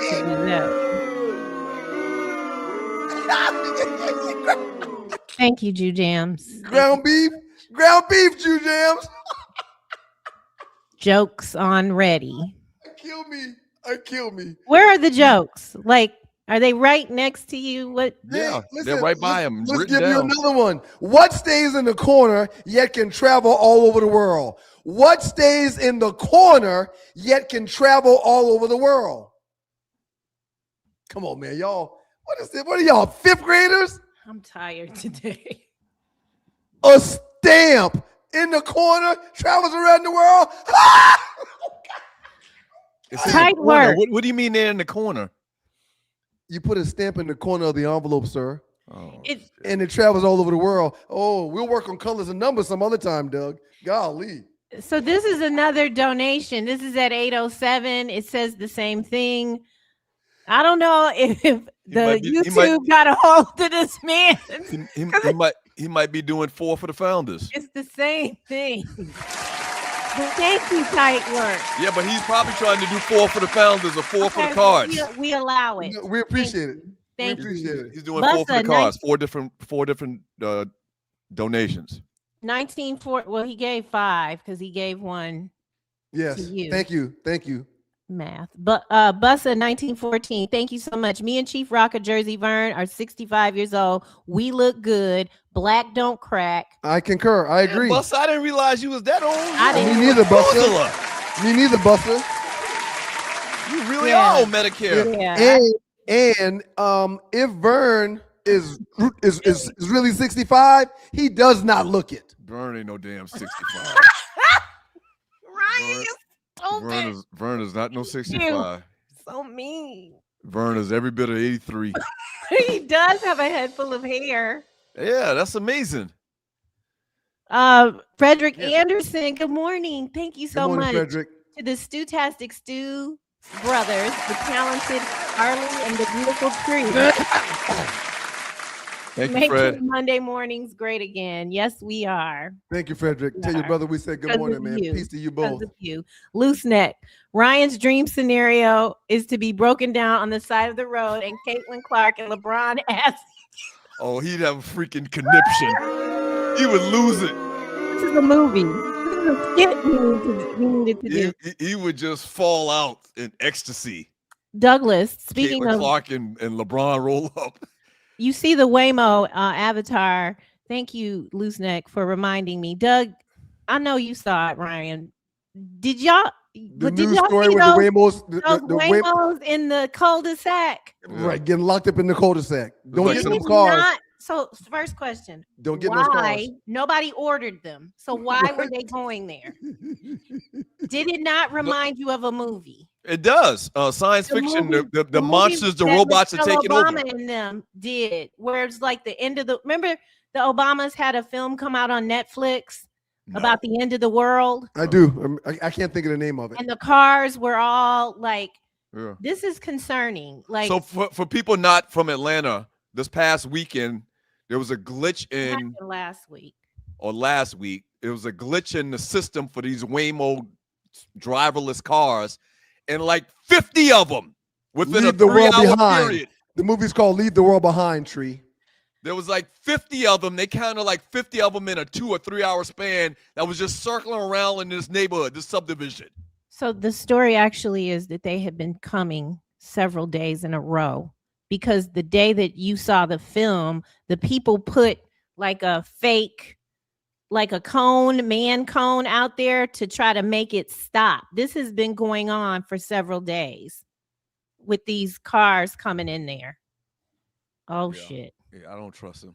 I don't trust him. I'm not getting in no goddamn. Well, I've been in one twice. I rode in one to Sauce. You're what they call a daredevil. It's too much. God, you're a daredevil. It's too much. You're like living on the edge. I rode in one to Searsuckers, and I sat in the back. And then I rode in one to Sauce, and I sat in the front. And my experience in the front, I felt much better. You like rolling the dice. In the front. I felt safer in the front. But the truth is, I can't get out of that car. Like, if it's moving and I can't get out. You can't get out. Anyway. Nah, I'm good. Tiffany, good morning. It is 6:52 in Portland. Thank you for watching. Thank you, Tiffany. Thank you, Tiffany. And Although we're not as cool as I would like for us to be. Thank you, Tiffany. happy birthday, loose neck side. Thanks for driving, bearing me around Atlanta. You're a real one. Thank you, Tiffany. Happy belated birthday, loose neck. Mike Davis, thank you so much. What up, chap? Rubra. Spring 84. It's getting down to the wire. Loose neck says he trusts Dr. Scholes more than Dr. Bryant. Man, that's pretty good. Fallen arches. Let's see. Oh, shame on Dr. Bryant, man. I gotta stop calling it. Shame on Cheyenne. Well, yeah, they're giving her so much continued press by continuing all the even. But it's got to hurt her business in the long run. If her business is counseling people, she could have told people she's a life coach. She could have told people she's a life coach. She don't have to be doctor. That's her ego. It's running her. I could have been a runway model. I could have been one of the highest paid so-and-sos. I choose this career because of my doctorate, and she just telling a boatload of lies. Yeah. That's like a habitual thing. Right. Like that's almost like them people you hear about that put on a police uniform and get one of those little red lights and stick it on their car and they arrest people and they're not even police. I'm hopeful that she's going to come out. I think that would be huge if she came out and said, I lied. I don't know where it's at. I want her to do it. It's at your mama house. Just go over there and ask your mama where it's at. Bat Mike, thank you so much. He says he has his doctorate and he never talks about it. Most people who have it don't talk about it. Tons of people who don't. You're a goddamn lie, Bat Mike. You ain't got no PhD. Show us. Why don't you lead us? Oh, I just messed around. Selmore Fudd. Thank you. Selmo Fudd. Detroit bans Cleveland from their dispensary. Thank you for your donation. All right, we're almost done. Bat might chiming in on the boy versus guy commentary. He says he's said it before. He had to deprogram himself from saying things like, what's up with your boy? Once I understood the context, he says he was around 20 years old. Appreciate that, Bat Mike. This is what happens when you have a doctorate, I guess. You become sensitive. Can't be calling grown men boys. Terry Clark, 3973. Tough loss last night, Detroit. We know what it feels like, though. Good luck on future contract negotiations with Jalen Duren. Damn, bro, lost a whole check this year. Yeah, Duren played well. Cade needed to be much better. He's a great, but the last couple games he played good in game 6. Yeah, shouts out to the Pistons. This is a great year. And if you keep gaining momentum, you'll get to the Eastern Conference Finals next year. You had 10 wins 2 years ago. Last year, you had a phenomenal year. This year, the number one seeded team in the country or in the world. And next year, you'll go to the finals. That's okay. Till Dog, good morning. He wants to ask a question. Why do schools do half days on the last week? It used to frustrate me to get up early only to be back home at noon. Ryan, your wife's a principal. You could maybe answer that. I'll ask her and report back to you. Shouts out to Aaron Rye, who wins the PGA Championship. Is that what she calls herself, a principal, Ryan? Don't they call him some headmaster? What is she's headmaster of the lower school and intermediate school. Thank you. I want to be sure I get her. She has her doctorate, doesn't she? She does. Well, she's actually a dissertation away from her doctorate. Okay. But she's done all the coursework, and it's been years. I don't know if she'll ever finish it, but yeah, she's a dissertation away from having her doctorate. Okay. Ray got 2 back-to-back birdies. Number 16 and 17 sank a 68.5-foot putt on the par 3 17th. The second longest putt made by any player in the field this week to go in front 4 strokes. So shouts out to Aaron Ray. Wins the PGA Championship. He's an Englishman, and he's not. Well, He's definitely Indian or something, but he's from England. He's an Englishman. Yes, he's an Englishman. Right. He's not Israeli or people were saying Indian. He's an Englishman. Uncle Woodrow, this is regarding you all talking about cereal and whatnot, which I didn't let my kids eat cereal. We did not buy cereal unless we were making Rice Krispie treats. They ate straight breakfast like Ryan talked about, or we would juice. Smurf Berry Crunch, Honeycomb, Applejack, Fruit Loops. Fruit Loops. No, Frankenberry. Sugar. Blueberry, Frankenberry, Blueberry, Count Chocula. Count Chocula. Yeah. They don't know. They know cornflakes. As we grew older, we would buy Kellogg's regular, not Frosted Flakes, just the regular flakes, and we put a little bit of sugar on it ourselves. Our mother thought that was nutritious and healthy for us. Uncle Woodrow says that Ryan couldn't focus because the holes that he cut in his pockets of his jeans, it had nothing to do with the breakfast. It was the nutty. Yeah, he's undefeated. It's undefeated. I would like to know if your mother has heard that commentary. Shedrick Moore says he took his oldest to Newberry for a visit last year, and you should have seen the way he looked at him. Well, on the other side of that, shouts out to Dennis Reed, our homeboy. His son is about to graduate from Newberry. He got a football scholarship out of high school. He was a receiver for the Newberry Indians, and he's about to graduate. He's enjoyed his time there. It's not the Indians anymore. It shouldn't be either.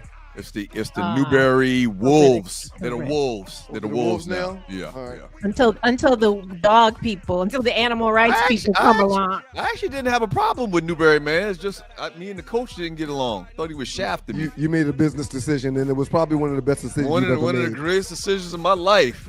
Yeah. Going to South Carolina State University. St. Louis Ron with a bone to pick with the other informant, Sean Mims. Why do you hate black women so much? Well, I guess he was talking about your girl, the basketball. When you're a government plant under the Trump administration, you absolutely don't like black women. Shouts out to you, Tree. You get an A+. Ollie gets an A+. Go ahead, Tree. I'm listening. Polar Proud, that's a new name. Comparing anyone in this era to any era before the 2000s is senseless talk. The rules and fundamentals have been so watered down that it's ridiculous, but have at it. Well, yeah, when we first talked about the hand checking. We said that. Like, it was much more physical with players back when Jordan played, man, than these guys today. You can't touch these guys today. But my point is still this. LeBron has benefited from that, too. The rules, well, he's played for 20 years, so he played half his career with hand checks. He's still the all-time leading scorer. He's been around for 2 decades. Make sure you get it straight. Get me straight. Anyway, Ma Diddy wants us to get a band list together. He wants LeBron. These are words we cannot utter during this show. Absolutely not. LeBron, Caitlin, and Trump. Absolutely not. I am in agreement with this. Let's put it on the list. No. Last one, and then I'm out. Uncle Woodrow, Ryan, here's a new joke. What do Lakers fans and Cowboys fans have in common? No matter the year, it's the same channel, same station, same results. Bye, everybody. Have a great day. Well, I don't know what he's talking about because the Lakers are 16-time, maybe even 17-time world champions. Why shouldn't you tell secrets in a cornfield? Why shouldn't you tell secrets in a cornfield? There's too many ears, man. Too many goddamn ears. Everybody's gonna know. A+ to Tree, A+ to Arlie, A+ to you, Doug, A+ to everybody in the commentary, with the commentary in the chat. We appreciate y'all. And chat room, listen, I respect what y'all do. I respect y'all's time. I appreciate y'all for sharing, and that's why I jump in there with you guys. I want you to know that we don't read all of them, but I read the majority of them, and I comment, even though I still got to do the show. It allows me to spend time with you, and that's why I do it. So thank y'all for being here. Go ahead, studio audience. Give them a round of applause. Be quiet, Eddie Haskell. Shouts out and the big ups to the folks in the chat room that gave some super chat, which allows the lights and the bills to get paid around here and allows us to stay on. So shouts out to y'all. We appreciate you. What's going on with the shirt today? I meant to ask you that, man. What's going on? You got all nail you today like it's Friday. on the yard. What's Nope. on the back? It says like a rock on the back. It's Oh, too okay. hard to turn around. Okay. Again, I'll go back to my Knicks gear for the next show when the series starts up between the Knicks and the Cavs. Yeah, but I was just rocking some Nelia outside of the sports paraphernalia. Nelia's always good. Because I'm only wearing Knicks stuff until we win the Super Bowl. I mean, the championship. Shouts out to the Qs. God is good all the time, and all the time God is good. If you don't know him and need to find him and show him love, that's all he's showing you. Nothing but love. You got on pants, right, man? Somebody just made a comment. You had to peel yourself off the chair. Not a chance. All right. Peace. Peace. See y'all Thursday. No pants. Pass the word.